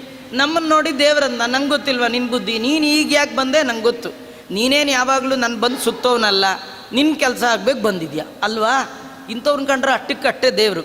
ಆದರೂ ದೇವ್ರಿಗೆ ಅವ್ರಿಗೆ ಅನುಗ್ರಹ ಮಾಡ್ತಾನೆ. ಅಂತೂ ಈಗಲಾರು ನನ್ನ ಹತ್ರ ಬಂದಿಯಲ್ಲಪ್ಪ, ನಂಗೆ ಅಷ್ಟೇ ಸಂತೋಷ, ನಿನ್ನ ಕೆಲಸ ಮಾಡ್ತೀನಿ ಹೋಗು ಅಂತಾನೆ. ಅದೇ ಯಾವಾಗಲೂ ದೇವರ ಸ್ಮರಣೆ ಮಾಡ್ತಾರಲ್ಲ, ಅವ್ರು ನೋಡಿದ್ರೆ ದೇವ್ರ ಖುಷಿ. ಅಯ್ಯೋ ನಿನ್ನೆ ಸ್ಮರಣೆ ಮಾಡ್ದ, ಯಾವಾಗಲೂ ನಂದೇ ನೆನಪು. ಹಾಗೆ ಬ್ರಹ್ಮದೇವರು ಸದಾ ಭಗವಂತನ ಸ್ತೋತ್ರ ಮಾಡುವವರಾದ ಕಾರಣ ಅವರ ಸ್ತೋತ್ರಕ್ಕೆ ದೇವರಿಗೆ ಎಷ್ಟು ಆನಂದ ಆಗುತ್ತೆ, ಉಳಿದವರು ಮಾಡಿದ್ರೆ ಅಷ್ಟು ಆನಂದ ಆಗೋಲ್ಲ. ಹಾಗಾಗಿ ಬ್ರಹ್ಮದೇವರು ಗರ್ಭಸ್ತುತಿ ಎಲ್ಲ ಮಾಡಿದ ಮೇಲೆ ಭಗವಂತ ದೇವಕಿಯ ಗರ್ಭದಿಂದ ಹೊರ ಬರಬೇಕು ಅಂತ ಅವನು ಇಚ್ಛೆ ಮಾಡ್ತಾ ಇದ್ದಾನೆ. ಒಂದು ಒಳ್ಳೆ ಮುಹೂರ್ತ. ಅಥೋ ಜಯಂತ್ಯಾ ಬುಧಬುನ್ನಿಶೀತೆ ಶಶೀವ ದೇವಕ್ಯುದಯೋದಯಾದ್ರೇ ದಿಗಷ್ಟಕ್ಕೆ ರಾತ್ರಿ ಚರಾನ್ ಜಿಗೀಶೋ ತಿತಿರ್ನಿಶಾ ಸಾ ಚ ಗುಣೋಚಿತೈವ. ಬ್ರಹ್ಮಾದಿ ದೇವತೆಗಳ ಸ್ತೋತ್ರ ಎಲ್ಲ ಮುಗೀತು. ಭಗವಂತ ನೋಡ್ದ. ಶ್ರಾವಣ ಮಾಸ, ಕೃಷ್ಣ ಪಕ್ಷ, ಅಷ್ಟಮಿ ತಿಥಿ, ಮಧ್ಯರಾತ್ರಿ ಕಾಲ, ಒಳ್ಳೆ ರೋಹಿಣಿ ನಕ್ಷತ್ರ ಬಂದಿದೆ. ಆಗ ಭಗವಂತ ಅವತಾರ ಮಾಡಿದ್ದಾನಂತೆ. ತಮದ್ಭುತಂ ಬಾಲಕಮಂಬುಜೇಕ್ಷಣಂ ಚತುರ್ಭುಜಂ ಶಂಖಗದಾತ್ಯುದಾಯುಧಂ ಶ್ರೀವತ್ಸಲಕ್ಷ್ಮ್ಯಂ ಗಲಶೋಭಿಕೌಸ್ತುಭಂ ಪೀತಾಂಬರಂ ಸಾಂದ್ರಪಯೋಧಸೌಭಗಂ ಮಹಾರ್ಹ ವೈಡೂರ್ಯ ಕಿರೀಟಕುಂಡಲತ್ವಿಷಾ ಪರಿಷ್ವಕ್ತ ಸಹಸ್ರಕುಂತಲಂ ಉದ್ದಾಮ ಕಾಂಚಂಗದ ಕಂಕಣಾದಿಭಿಃ ವಿರೋಚಮಾನಂ ವಸುದೇವ ಈಕ್ಷತ. ಭಗವಂತ ದೇವಕಿಯ ಗರ್ಭದಿಂದ ಬಂದರೆ ಹೇಗಿದ್ದ? ನಾವೆಲ್ಲ ನಮ್ಮ ಮಕ್ಕಳು ಹುಟ್ಟಿದಾಗ ಹೇಗಿದ್ದರು ಎಲ್ಲ ನೋಡಿರ್ತೀವಿ ಹೇಗಿತ್ತು ಅಂತ. ಹಾಗೇ ಕೃಷ್ಣನು ಹುಟ್ಟಿದ್ನ? ಅಯ್ಯೋ ಹಾಗೆ ಅನ್ಕೊಂಬಿಟ್ಟೀರ. ಹಾಗಾದ್ರೆ ಹೇಗಿದ್ದ? ಯಾರಿಗೆ ಗೊತ್ತ್ರಿ ಅವನು ಹೇಗಿದ್ದ ಅಂತ. ಎಷ್ಟೋ ಬಾರಿ ನಮ್ಮ ಮಕ್ಕಳು ಹುಟ್ಟಿದಾಗ ಹೇಗಿದ್ರು ನಮಗೆ ಗೊತ್ತಿಲ್ಲ. ಯಾಕೆ ಗೊತ್ತಾ? ಆ ನರ್ಸ್ ತಂದು ಕೊಡುವಾಗ ಅದಕ್ಕೆ ಬಟ್ಟೆ ಗಿಟ್ಟೆ ಸುತ್ತಿಯೋ ಏನೇನೋ ಮಾಡಿ ತಂದು ಕೊಟ್ಟಿರ್ತಾಳೆ ಅಲ್ವಾ. ನಿಜವಾಗಿಯೂ ಹುಟ್ಟಿದ ತಕ್ಷಣ ಮಗುನ ನೋಡಿದ್ರೆ ಎತ್ಕೊಳ್ಳಿಕ್ಕೆ ಯಾರಿಗೂ ಅವ್ರಿಗೆ ಅಭ್ಯಾಸ. ಆ ಲೇಬರ್ ವಾರ್ಡಲ್ಲಿರೋರಿಗೆ ಅದೇ ಅಭ್ಯಾಸ. ಅದರಿಂದ ಮಲಮೂತ್ರಗಳ ಒಟ್ಟಿಗೆ ಅದು ಬರುತ್ತದು. ಆದರೂ ಅದನ್ನು ಎತ್ಕೊಳ್ತಾರೆ, ಮಾಡ್ತಾರೆ, ಅವ್ರಿಗೆ ಅದೇ ಕೆಲಸ. ನಾವು ಎಷ್ಟು ಹೊಲಸಿಂದ ಬಂದಿದ್ದೇವೆ ಅದು ನಮಗೆ ಗೊತ್ತಿಲ್ಲ. ಅದು ನೆನಪು ಮಾಡಿಕೊಂಡ್ರೆ ಅಸಖ್ಯ ಆಗತ್ತೆ. ಹಾಗಾದ್ರೆ ಭಗವಂತನು ಭಗವಂತ ಹೀಗೆ ಬಂದಿಲ್ಲ. ಹಾಗಾದ್ರೆ ಹೇಗೆ ಬಂದಿದ್ದು ಆಚಾರ್ಯ? ನೀವು ನೋಡಿದ್ರೆ ಯಾವ ಆಚಾರ್ಯರು ನೋಡಿಲ್ಲ ರೀ. ಯಾರು ನೋಡಿದ್ರೋ ಅವ್ರು ಹೇಳ್ಬೋದು. ನೋಡಿದ ಆಚಾರ ಅಂದರೆ ವಸುದೇವಾಚಾರ್ಯರು. ವಸುದೇವ ಅವನೊಬ್ಬನೇ ನೋಡಿದ್ದು. ವಸುದೇವ ಈಕ್ಷತ. ಅದಕ್ಕೆ ವೇದವ್ಯಾಸ ದೇವರು ಅವನ ಹೆಸರಲ್ಲಿ ಆ ಶ್ಲೋಕ ಹಾಕ್ಬಿಟ್ಟಿದ್ದಾರೆ. ಈ ಆಚಾರ ನೋಡಿದ್ರು ಈ ಡಾಕ್ಟ್ರು ಏನಿಲ್ಲ, ವಸುದೇವ ಕಂಡ. ಎಷ್ಟು ಪುಣ್ಯ ಮಾಡ್ರಿ ಬೇಡ ವಸುದೇವನ ಪುಣ್ಯ ಕಡಿಮೆ ಇಲ್ಲ ನೋಡಿ. ಅವನು ಸ್ವಯಂಭುವ ಮನ್ವಂತರ, ಮೊದಲ ಮನ್ವಂತರದಲ್ಲಿಯೇ ಅವನ ಹೆಸರೇ ಸುತಪ ಅಂತ. ಸುತಪ ಒಳ್ಳೆ ತಪಸ್ಸು ಮಾಡಿದವ ಅವನು. ಏನು ಒಳ್ಳೆ ತಪಸ್ಸು ಏನು ಗೊತ್ತಾ? ಅವನು ದೇವತೆಗಳ ಕಾಲಮಾನದಲ್ಲಿ 10,000 ವರ್ಷ ತಪಸ್ಸು ಮಾಡಿದ್ದಾನೆ. ನಾನು ನಿನ್ನೆ ಹೇಳಿದೆ, ಕೃತಿಯುಗದಲ್ಲಿ ದೇವರನ್ನ ಒಲಿಸ್ಕೊಳ್ಬೇಕಾದ್ರೆ ಮಿನಿಮಮ್ ಟೈಮೇ 10,000 ವರ್ಷ. ಅದಕ್ಕಿಂತ ಕಡಿಮೆ ಮಾಡಿದವ್ರಿಗೆ ದೇವರ ಅನುಗ್ರಹ ಮಾಡ್ತಿಲ್ಲ. ಈ ಕೃತಿಯುಗದ ಕತೆ. ದ್ವಾಪರ ಯುಗದಲ್ಲಿ ಸ್ವಲ್ಪ ಡೌನ್ ಆಯಿತು ಯೋಗ್ಯತಾ, ಕೆಪಾಸಿಟಿ. ಅದಕ್ಕೆ 2 ವರ್ಷ ಕಮ್ಮಿ ಮಾಡ್ದ. ಈಗ ಗಾಂಧಿ ಜಯಂತಿ ಬಂದರೆ 20% ಕಮ್ಮಿ ಅಂತಾರಲ್ಲ, ದೀಪಾವಳಿ ಬಂದರೆ ಅಂತಾರಲ್ಲ. ಕೃತಿಯುಗ ಬಂದ್ರೇ ದೇವರು ಡೌನ್ ಮಾಡ್ದ, 20% ಕಮ್ಮಿ ಮಾಡಿ 8,000 ಸಾಕಂದ. ದ್ವಾಪರ ಬಂದಾಗಂತೂ ಇನ್ನೂ 50% ಅಂದ್ಬಿಟ್ಟ. ಏನಂದರೆ ಈ ಸೇಲ್ ಆಗದೇ ಇದ್ರೆ 50% ಸೇಲ್, ಆಫ್ ರೇಟ್ ಸೇಲ್ ಅಂತಾರಲ್ಲ, ಯಾರು ತಗೊಳ್ಳೋರು ಗತಿ ಇರಲ್ಲ. ಅಂದರೆ ತಪಸ್ ಮಾಡೋರು ಗತಿ ಇಲ್ಲ. ಅದಕ್ಕೆ ದೇವ್ರು ಹಾಳಾಗೋಲಿ 4,000 ಮಾಡಿ ಇಂದ. ಕಲಿಯುಗಕ್ಕೆ ಬಂದಮೇಲೆ ತಪಸ್ಸೇ ಕಿತ್ತಾಕ್ಬಿಟ್ಟ. ಇನ್ನು 4,000 ವರ್ಷ ನೀವು ಬದುಕೇ ಇರಲ್ಲ. 400 ವರ್ಷ ಇರೋ 40 ವರ್ಷವೇ ನೆಟ್ಟಿಗಿರಲ್ಲ. ಏನು ತಪಸ್ಸು ಮಾಡ್ತೀರಿ? ಹಾಗಾದ್ರೆ ಕಲಿಯುಗದಲ್ಲಿ ತಪಸ್ಸಿಲ್ವಾ? ಇದೆ. ಏನು ತಪಸ್ಸು ಗೊತ್ತಾ? ಈ ದೇವರ ನೈವೇದ್ಯಕ್ಕೆ ಅಂತ ಅಗ್ಗಿಷ್ಟಿಗೆ ಮೇಲೆ ಅನ್ನಕ್ಕಿಡ್ತಿರಲ್ಲ, ಅಕ್ಕಿ ತೊಳೆದು ಅನ್ನಕ್ಕಿಟ್ಟು ಅನ್ನ ಆಗುವ ತನಕ ಸುಮ್ಮನೆ ದೇವ್ರ ಧ್ಯಾನ ಮಾಡಿದ್ರೆ ಅದೇ ತಪಸ್ಸಂತ. ಅಟ್ಟಕ್ಕೆ ದೇವರು ಹೊಲ್ದು ಬಿಡ್ತಾನಂತ. ಏನರ್ಥ ಅಂದರೆ, ಅಕ್ಕಿ ಕುದ್ದು ಅನ್ನ ಆಗೋಷ್ಟೊತ್ತು ನಮ್ಮ ಮನಸ್ಸು ದೇವರಲ್ಲಿ ಏಕಾಗ್ರವಾಗಿ ಇರ್ಲಿಕ್ಕೆ ಸಾಧ್ಯ ಇಲ್ಲ. ಊಟ ಆಗೋವರೆಗೂ ದೇವರ ಸ್ತೋತ್ರ ಮಾಡಿದ್ರೆ ಸಾಕು. ಇದರರ್ಥ ಒಂದಾದರೆ ಇನ್ನೊಂದು ಅರ್ಥ ಏನು ಗೊತ್ತಾ? ಕಲಿಯುಗದ ತಪಸ್ಸಂದರೆ ದೇವರ ಪೂಜೆಗೆ ಮುಂಚೆ ಏನೂ ತಿನ್ನಲ್ಲ ಕುಡಿಯಲ್ಲ ಅನ್ನೋದೇ ದೊಡ್ಡ ತಪಸ್ಸು. ಕಾಫಿ ಕುಡಿದೇ ಸ್ನಾನ ಮಾಡ್ತಾನೆ ಅಂದ್ರೆ ಅದೇ ಒಂದು ತಪಸ್ಸು. ಏನು ತಗೊಳ್ಳದೆ ದೇವ್ರ ಪೂಜೆ ಮಾಡ್ತಾನೆ, ಅದೇ ದೊಡ್ಡ ತಪಸ್ಸು ಕಲಿಯುಗದಲ್ಲಿ. ಏಕಾದಶಿ ಮಾಡಿ ಚಾತುರ್ಮಾಸ್ಯ ಮಾಡಿಬಿಡ್ತಾನೆ ಅಂದರೆ ಅವನು ವಸಿಷ್ಠರಿಗೆ ಸಮಾನ. ಈ ಭೂಮಿಯಲ್ಲಿ ನೀವು ವಸಿಷ್ಠರು ಮತ್ತು ವಿಶ್ವಾಮಿತ್ರರು ಬೇಕು ಅಂತ ಹೋಗಲೇಬೇಡಿ. ಯಾರು ಚಾತುರ್ಮಾಸ್ಯ ಏಕಾದಶಿ ಮಾಡ್ತಾನೆ, ವಿಷ್ಣು ಪಂಚಕ ಮಾಡಿದ್ದಾನೆ, ಅವನೇ ವಸಿಷ್ಠ ಅಂದ್ಕೊಂಬಿಡಿ. ಕಾಲಕ್ಕೆ ಅಷ್ಟು ಸಿಗೋದು ಕಷ್ಟ ಕಲಿಯುಗದಲ್ಲಿ ಅಂತ. ಹಾಗಾದರೆ ಕೃತಯುಗದಲ್ಲಿ ಸ್ವಯಂಭುವ ಮನ್ವಂತರದಲ್ಲಿ ಈ ವಸುದೇವ ದೇವತೆಗಳ ಕಾಲಮಾನದಲ್ಲಿ 10,000 ವರ್ಷ ತಪಸ್ಸು ಮಾಡಿದ್ದ. ತಪಸ್ಸು ಅಂದರೆ ಹೇಗಂದರೆ, ಬೇಸಿಗೆ ಕಾಲ ಬಂದಾಗ ಗ್ರೀಷ್ಮ ಋತುವಿನಲ್ಲಿ 5 ಅಗ್ನಿ ಹಾಕ್ಕೊಂಡು ಮಧ್ಯ ನಿಂತ್ಕೊಳ್ತಿದ್ದ. ಚಳಿಗಾಲದಲ್ಲಿ ನೀರಿನ ಮಧ್ಯ ನಿಂತ್ಕೊಳ್ತಿದ್ದ. ಚಳಿಗಾಲ, ಮಳೆಗಾಲ, ಬೇಸಿಗೆಗಾಲ, ನಮ್ಗೆ ಯಾವ ಕಾಲವೂ ತಪಸ್ಸಿಗಾಗಲ್ಲ ಅಲ್ವಾ. ಚಳಿಗಾಲದಲ್ಲಿ ಮಾಡ್ತೀರಾ ಸ್ನಾನ, ಅಯ್ಯೋ ಚಳಿ ಆಗಲ್ಲ ಅಂತ ಹೋಗಲಿ. ಬೇಸಿಗೆಗಾಲದಲ್ಲಿ ಮಾಡ್ತೀರಾ, ಅಯ್ಯೋ ಬಿಸಿಲಾಚಾರ, ಬೆಳಗ್ಗೆ ಹಶ್ವಾಗ್ಬಿಡುತ್ತೆ ಗೋವಿಂದ. ಯಾವಾಗಲೂ ನಮ್ಗೆ ಆಗೋದೇ ಇಲ್ಲ. ಆದರೆ ಆಯಾಯ ಕಾಲದಲ್ಲಿ ಅದೇ ರೀತಿ ತಪಸ್ಸು ಮಾಡಿ ತರಗೆಲೆ, ಒಣಗಿದ ಉದುರಿದ ಎಲೆಗಳನ್ನು ತಿಂದು ತಪಸ್ಸು ಮಾಡಿದ್ದಾನೆ. ದೇವರು ಬಂದೇ ಬಿಟ್ಟ. ನೋಡಿ, ನಮ್ಮ ತಪಸ್ಸೆಲ್ಲ ಕೆಲವು ಸತಿ ಗಂಡ ಮಾಡಿದ್ರೆ ಹೆಂಡತಿ ಮಾಡಲ್ಲ, ಹೆಂಡತಿ ಮಾಡಿದ್ರೆ ಗಂಡ ಮಾಡಲ್ಲ. ನೀವು ಮಾಡಿ ಅದು ಹೇಗೆ ಮಾಡ್ತೀರೋ ನೋಡೇ ಬಿಡ್ತೀನಿ ಅಂತ ಹೆಂಡತಿ ಚಾಲೆಂಜ್ ಮಾಡಿದ್ರೆ ಗಂಡ ಏನು ಮಾಡ್ತಾನೆ ಅಂದರೆ, he made for each other ಅಂತಾರೆ ನೋಡಿ. ದೇವರು ನಮ್ಮ ಸಾಧನೆ ಆಗ್ತಾ ಆಗ್ತಾ ಸಾಧನೆಗೆ ತಕ್ಕ ಸತಿಯನ್ನು ಭಗವಂತ ಕೊಡ್ತಾನೆ. ದೇವ್ರು ಕೊಡೋದು ಹೆಂಡತಿ ಮಕ್ಕಳೆಲ್ಲ ನಮ್ದಲ್ಲ. ಅವನೇನೋ ನಮ್ಮ ಹಣೆ ಬರೋಕ್ಕೆ ಎಂಥದ್ದು ಕಂತೆಗೆ ತಕ್ಕ ಬಂತೆ ಅಂತ ಅಲ್ವಾ. ಇಷ್ಟುದಪ್ಪ ಕಂತೆ ತೊಗೊಂಡ್ರೆ ಇಷ್ಟು ಹುಲ್ಲು, ನೀವು 5 ರೂಪಾಯಿ ಕೊತ್ತಂಬರಿ ಸೊಪ್ಪು ತೊಗೊಂಡ್ರೆ ಅದರೊಳಗೆ 2 ಹುಲ್ಲು, 50 ರೂಪಾಯಿ ಕೊತ್ತಂಬರಿ ಸೊಪ್ಪು ತೊಗೊಂಡ್ರೆ ಒಂದು ಕಂತೆ ಹುಲ್ಲೇ ಇರುತ್ತೆ. ಜನಕ್ಕೊಂದಷ್ಟು ದನಕ್ಕೊಂದಷ್ಟು ಅಂತ ಅವರು ಕೊಟ್ಟಿರ್ತಾರೆ. ಹೀಗಾಗಿ ನಿಮ್ಮ ಸಾಧನೆ ಎಂಥದ್ದು ಅದಕ್ಕೆ ತಕ್ಕ ಸತಿ, ಸತಿಗೆ ತಕ್ಕ ಸುತ, ಸುತನಿಗೆ ತಕ್ಕ ಸ್ನುಷ ಸೊಸೆ, ಹಿಂಗೆ ಅದು ಕ್ರಮ ಅದು. ಹಾಗಾಗಿ ನಮ್ಮದೇನು ಸಾಧನೆ ಇರುತ್ತೆ ಅದು ನಮಗಿಂತೂ ನಮ್ಮ ದೇವರಿಗೆ ಚೆನ್ನಾಗಿ ಗೊತ್ತಿದೆ. ನನ್ನ ಯೋಗ್ಯತೆ ಏನು ಅಂತ ನನಗಿಂತಲೂ ನನ್ನೊಳಗಿರುವ ಭಗವಂತನಿಗೆ ಗೊತ್ತಾದ ಕಾರಣ ಇವನಿಗೆ ಎಂಥವಳನ್ನ ಕೊಡಬೇಕು ಅವನು ಫಿಕ್ಸ್ ಮಾಡಿರ್ತಾನೆ. ಅದಕ್ಕೆ ನಮ್ಮ ಯೋಗ್ಯತೆ ಇಲ್ಲದನ್ನು ಏನೋ ಮಾಡಲಿಕ್ಕೆ ಹೋದರೆ ಪ್ರತಿಬಂಧಕವಾಗಿ ಹೊರಗಿಂದ ಯಾರನ್ನೂ ಕಳಿಸಲ್ಲ, ಒಳಗೆ ಹೆಂಡತಿ ಮಕ್ಕಳನ್ನೇ ಇಟ್ಬಿಟ್ಟಿರ್ತಾನೆ. ಆದ್ದರಿಂದ ಯಾವ ಜನ್ಮಕ್ಕೆ ಯಾವ ಕಾಲಕ್ಕೆ ದೇವ್ರು ಏನು ಕೊಡ್ತಾನೋ ಆ ಬಾಸ್ಗೆ ಎಲ್ಲ ಓಕೆ ಓಕೆ ಓಕೆ ಅಂದ್ಕೊಂಡು ಹೋಗ್ಬಿಡಿ. ಅದು ಬಿಟ್ಟು ನೀವೇನು ವಿರುದ್ಧ ಮಾಡಲಿಕ್ಕೆ ಹೋದರೂ ನಡೆಯಲ್ಲ. ದೇವರು ಏನು ಮಾಡಿಸ್ತಾ ನಮ್ಮ ಯೋಗ್ಯತೆ ಅಷ್ಟೇ. ಹಾಗೆ ಮಾಡುವಾಗ ಈ ಸುತಪನಿಗೆ ಒಳ್ಳೆ ಹೆಂಡತಿ, ಅವಳ ಹೆಸರು ಪೃಷ್ಣಿ ಅಂತ.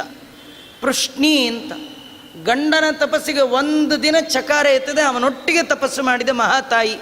ಆ ಇಬ್ಬರು ದಂಪತಿಗಳ ತಪಸ್ಸಿಗೆ ಮೆಚ್ಚಿ ಭಗವಂತ ಕಣ್ಣು ಮುಂದೆ ನಿಂತ. ಏನು ಬೇಕು ಅಂದ. ಅವರು ಏನು ಬೇಕು ಅಂತ ಕೇಳಿದ ತಕ್ಷಣ ಅವನ ಮುಖ ನೋಡಿ ನಿಂತರ ಮಗು ಬೇಕು ಅಂದ್ಬಿಟ್ರು. ಜ್ಞಾನ ಬೇಕು, ಭಕ್ತಿ ಬೇಕು, ವೈರಾಗ್ಯ ಬೇಕು, ಮೋಕ್ಷ ಬೇಕು. ಇದನ್ನು ಮುಂದೆ ವಸುದೇವ ನಾರದರಿಗೆ ಹೇಳ್ತಾನೆ. ಈ ಏಕಾದಶ ಸ್ಕಂದದಲ್ಲಿ ಬರುವಾಗ ನಾರದರಿಗೆ ಹೇಳ್ತಾನೆ, ನಾನು ಜನ್ಮಾಂತರದಲ್ಲಿ ತಪಸ್ಸು ಮಾಡಿದಾಗ ಭಗವಂತನಲ್ಲಿ ಜ್ಞಾನಕ್ಕಾಗಿ ಪ್ರಾರ್ಥನೆ ಮಾಡಲಿಲ್ಲ ಅಂತ, ಅದಕ್ಕೆ ತಾವು ದಯಮಾಡಿ ನನ್ನನ್ನು ಉದ್ಧಾರ ಮಾಡಿ ಅಂತ ನಾರದರ ಹತ್ರ ಅನೇಕ ಉಪಾಖ್ಯಾನವನ್ನೆಲ್ಲ ವಸುದೇವ ಕೇಳಿದ್ದನ್ನೇ ಏಕಾದಶ ಸ್ಕಂದದಲ್ಲಿ ನಾವು ಕೇಳ್ತೇವೆ. ನೋಡಿ, ದೇವರೇ ಎದುರಿಗೆ ಬಂದಾಗಲೂ ಏನು ಕೇಳಬೇಕು ಅನ್ನೋದು ನಮ್ಮ ಕೈಲಿರಲ್ಲ. ಅವನೇ ನಮ್ಮೊಳಗೆ ನಿಂತು ಏನು ಕೇಳಬೇಕು ಅಂತ ಅವನೇ ಫಿಕ್ಸ್ ಮಾಡಿ ಅಷ್ಟೇ ಕೇಳಿಸ್ತಾನೆ. ಎಷ್ಟೋ ಸತಿ ನಾವು ತಿರುಪ್ತಿಗೆ ಹೋಗ್ತೀವಿ, ಬೆಂಗಳೂರಿಂದ ಹೋಗುವಾಗ ಏನೇನೋ ಕೇಳಬೇಕು ಅಂದ್ಕೊಂಡು ಹೋಗ್ತೀವಿ. ತಿಮ್ಮಪ್ಪನ ಮುಂದೆ ನಿಂತ ಕೇಳಿಗಳ ಎಳದೇ ಹಾಕ್ಬಿಟ್ಟಿರ್ತಾರೆ. ನೀವು ಅಲ್ಲಿ ಬೀದಿ ಬಾಗಿಲಲ್ಲಿ ನಿಂತು ಕೇಳಿದ್ರೆ ಅವನು ನೋಡಲ್ಲ, ಎದುರಿಗೆ ಹೋದಾಗ ನೆನಪು ಬರಲ್ಲ. ನಿಮಗೆ ನೆನಪು ಬರಲ್ಲ ಅಲ್ಲ, ಅವನು ನೆನಪಿಗೆ ತಂದು ಕೊಡಲ್ಲ. ನೆನಪಿಗೆ ಅವನು ತಂದು ಕೊಟ್ಟರೆ ಉಂಟು, ಇಲ್ದಿದ್ರಿ ಇಲ್ಲ. ಹಾಗಾಗಿ ವಸುದೇವ ಕೇಳಿದ್ದ ಭಗವಂತ ಮಗನಾಗಿ ಬರಬೇಕು ಅಂತ. ಆ ಮಗನಾಗಿ ಬರೋದನ್ನು ನೋಡಬೇಕು ಅಂತ ಇವನಿಗೆ ಬಯಕೆ ಇತ್ತು. ಅದಕ್ಕೆ ಆ ಭಗವಂತ ನೋಡುವ ಯೋಗ್ಯತೆಯನ್ನು ಜನ್ಮ ಜನ್ಮಾಂತರದ ಸಾಧನೆಗೆ ಫಲವಾಗಿ ದೇವರನ್ನು ನೋಡಿದ್ದಾನೆ. ಮೊದಲ ಜನ್ಮದಲ್ಲಿ ಸುತಪ, 2ನೇ ಜನ್ಮದಲ್ಲಿ ಕಶ್ಯಪ, 3ನೇ ಜನ್ಮದಲ್ಲಿ ವಸುದೇವ. ಈ 3 ಜನ್ಮಗಳಲ್ಲಿ ಮೊದಲನೇ ಜನ್ಮದಲ್ಲಿ ದೇವರು ಬಂದ ಪೃಷ್ಣಿ ಗರ್ಭ, 2ನೇ ಜನ್ಮದಲ್ಲಿ ಬಂದ ವಾಮನ, 3ನೇ ಜನ್ಮದಲ್ಲಿ ಕೃಷ್ಣ. ಹೀಗಾಗಿ ಆ 3 ರೂಪವನ್ನು ನೋಡಿದ ಸೌಭಾಗ್ಯ ವಸುದೇವಂದು. ಅವನಿಗೆ ನೋಡಿ ಅಭ್ಯಾಸ ಇತ್ತು. ಅದಕ್ಕೆ ಅವನು ಹೇಳ್ತಾನೆ, ನನಗೆ ಹುಟ್ಟಿದ ಮಗ ಹೇಗಿದ್ದ, ತಮದ್ಭುತಂ, ಮಗು ಹೇಗಿತ್ತು, ಅಯ್ಯೋ ಅಯ್ಯೋ ಆಶ್ಚರ್ಯ, ತಮ್ ಅದ್ಭುತಂ ಬಾಲಕಂ, ಮಗು ಬಾಲಕ ಅಂದರೆ ನಾವು ನೋಡ್ತೀವಲ್ಲ 1 ವರ್ಷ 2 ವರ್ಷ ಬಾಲಕ, ಇದು ಬಾಲಕ ಅಲ್ಲ. ಇದನ್ನು ಬಾಲಕ ಅಂದದ್ದಲ್ಲ, ಕೃಷ್ಣ ಹಾಗಿದ್ದ ಅಂತ ಅರ್ಥ ಅಲ್ಲ. ಬಾಲಯೇವ ಬಾಲಕ, ಬಾಲ ಅಂದರೆ ಕೂದಲು ಅಂತ, ಕೂದಲು, ಬಾಲ್ ಕೂದಲು, ಬಾಲಯೇವ ಕೂದಲೇ ಕೃಷ್ಣನಾಗಿ ಬಂದದ್ದು ಕಾರಣ ಅವನಿಗೆ ಬಾಲಕ ಅಂತ. ಇನ್ನೊಂದು ಕೈತಿ ಬ್ರಹ್ಮ, ಕ ಅಂದರೆ ಬ್ರಹ್ಮದೇವರು. ಬ್ರಹ್ಮದೇವರೇ ಯಾರಿಗೆ ಬಾಲಕರೋ ಅವನಿವನು. ಇವನಿಗೆ ಬಾಲಕ ಯಾರು? ಬ್ರಹ್ಮ. ಬ್ರಹ್ಮದೇವರನ್ನೇ ಪಡೆದವ ಇವನು. ಅದಕ್ಕೆ ಇವನ ಹೆಸರೇನು? ಬಾಲಕ ಅಂತ ವರ್ಣನೆ ಮಾಡಿದ್ದಾರೆ. ಇಂಥ ಬಾಲಕ ಹೇಗಿದ್ದಾನೆ? ಅಂಬುಜೆ ಕ್ಷಣಂ, ಒಳ್ಳೆ ವೈಡೂರ್ಯ, ಕಿರೀಟ, ಕುಂಡಲ, ಏನೆಲ್ಲ ಕೌಸ್ತುಭಾಭರಣ, ಎಲ್ಲ ಆಭರಣದಿಂದ ವಿಶೇಷವಾಗಿ ಅಲಂಕಾರ ಮಾಡಿಕೊಂಡು ಭಗವಂತ ಬಂದಿದ್ದಾನೆ. ಅಲ್ಲ, ದೇವರು ಎಲ್ಲ ಮರ್ತ್ಯಾವತಾರಸ್ತ್ಯ ಮನುಷ್ಯನಂತೆ ಬಂದ ಮೇಲೆ ಮನುಷ್ಯನ ಥರ ಇರಬೇಕಪ್ಪ. ಅದೇನು ಈ ಡ್ರೆಸ್ ಎಲ್ಲ ಹಾಕ್ಕೊಂಡು, ಆಭರಣ ಎಲ್ಲ ಹಾಕ್ಕೊಂಡು, ಶೋ ಅಪ್ ಮಾಡಿಕೊಂಡು, ಈ ಮದುವೆ ಮನೆಗೆ ಬರೋರ ಥರ ಎಲ್ಲ ಅಲಂಕಾರ ಮಾಡ್ಕೊಂಡು ಏನದು ಬರೋದು? ಯಾಕೆ ಹೀಗೆ ಬಂದ ದೇವರು? ಯಾಕೆ ಬಂದ ಅಂದರೆ ದೇವರು ಹೇಳ್ತಾನೆ, ನಂತರ ಯಾರೂ ಹುಟ್ಟಲ್ಲ. ಅದರಿಂದ ನೀವು ತಿಳ್ಕೊಳ್ಳಿ, ನಿಮ್ಮಂತೆ ನನ್ನ ಹುಟ್ಟಲ್ಲ, ನಂತರ ಯಾರು ಹುಟ್ಟಲ್ಲ. ಯಾರು ಬರುವಾಗ ಶಂಖಚಕ್ರ ಹಿಡ್ಕೊಂಡು ಬಂದಿದ್ದಾರ? ಏನಿಲ್ಲ. ನಾನು ನೋಡಿ ಶಂಖಚಕ್ರ ಎಲ್ಲ ಹಿಡ್ಕೊಂಡು ಬಂದಿದ್ದೀನಿ, ಪೀತಾಂಬರವನ್ನು ಉಟ್ಕೊಂಡು ಬಂದಿದ್ದೀನಿ, ಕೌಸ್ತುಭಾಭರಣವನ್ನು ಧಾರಣೆ ಮಾಡಿದ್ದೀನಿ, ಶ್ರೀವತ್ಸ ಚಿಹ್ನೆ. ಅಲ್ಲ, ಇದರೊಳಗಿಂದ ಏನು ತಿಳಿತಾ ಇದೆ? ಏನು ತಿಳಿಯೋದು ಗೊತ್ತಾ? ದೇವರಂತಾನೆ, ನೀವೆಲ್ಲ ಬಂದ ಮೇಲೆ ನಿಮಗೆ ಮನೆ, ಮಡದಿ, ಮಕ್ಕಳು ಬಂದ ಮೇಲೆ ಬಂದದ್ದು ಅಲ್ವಾ? ನೀವು ಬರೋಕ್ಕೆ ಮುಂಚೆನೇ ಮನೆ ಇತ್ತಾ? ಇಲ್ಲ. ಮಡದಿ ಇದ್ಲಾ? ಇಲ್ಲ. ಮಕ್ಕಳಿದ್ರಾ? ಇಲ್ಲ. ನಂಗೆ ಹಾಗಲ್ಲ. ನಾನು ಬರುವಾಗಲೇ ಮನೆ, ಮಡದಿ, ಮಕ್ಕಳು ಎಲ್ಲರನ್ನೂ ತೊಗೊಂಡು ಬರ್ತೀನಿ. ತರ್ತೀನಿ ಅಲ್ಲ, ಹೋಗುವಾಗೆಲ್ಲ ತೊಗೊಂಡು ಹೋಗ್ತೀನಿ. ನೀವು ಬರುವಾಗೂ ಯಾರನ್ನೂ ಕರ್ಕೊಂಬರೋ ಹಂಗಿಲ್ಲ, ಹೋಗುವಾಗಲೂ ಯಾರನ್ನೂ ಕರ್ಕೊಂಡು ಹೋಗಿಲ್ಲ. ನನ್ನ ಸ್ಪೆಷಲ್ ಅದೇಂದ. ಹೌದಾ? ಎಲ್ಲಿ ನಿನ್ನ ಮನೆ? ದೇವರಂತಾನೆ, ಬ್ರಹ್ಮಾಂಡಂ ವರಮಂದಿರಂ, ಇಡೀ 14 ಲೋಕ ನನ್ನ ಹೊಟ್ಟೆ ಒಳಗೆ ಇದೆ. ಮನೆ ಎಲ್ಲಿದೆ? ಹೊಟ್ಟೆ ಒಳಗಿದೆ. ಇದೇನು ಅರ್ಥ ಆಚಾರ್ಯ? ಹೊಟ್ಟೆ ಒಳಗೆ ಮನೆ ಎಲ್ಲರೂ ಇರುತ್ತಾ? ಓ, ಇರುತ್ತೆ. ಏನಂದರೆ ಈ ಕೆಲವರೆಲ್ಲ ದೂರದ ದೇಶಕ್ಕೆ ಹೋಗಿ ಸಾಕಷ್ಟು ಸಂಪಾದನೆ ಮಾಡ್ತಾರೆ. ಬೆಂಗಳೂರಿಗೆ ಬರುವಾಗ ಆ ಊರಲ್ಲಿ ತೊಗೊಂಡು ಫ್ಲ್ಯಾಟ್ನೇ ಇಲ್ಲಿ ತರೋಕ್ಕಾಗತ್ತಾ? ಫ್ಲೈಟಲ್ಲಿ ಇಟ್ಕೊಂಡು ಅದನ್ನು ಸೇಲ್ ಮಾಡ್ತಾರೆ. ಚೆಕ್ ಮಾಡಿ, ಚೆಕ್ ಅಂತ ಒಳಗಿಟ್ಕೊಂಡು ಜೋಬಲ್ಲಿ ಇಟ್ಕೊಂಡು ಬಂದುಬಿಡ್ತಾರೆ. ಎಲ್ರಿ ಮನೆ? ಚೆಕ್ ಒಳಗಿದೆ, ಹೊಟ್ಟೆ ಒಳಗೆ ತೆಗೆದು ತೋರಿಸೋದು ದೊಡ್ಡ ಮನೆಯಾಗಿ ಬೆಂಗಳೂರಿನಲ್ಲಿ ಸಿಗುತ್ತಲ್ಲ.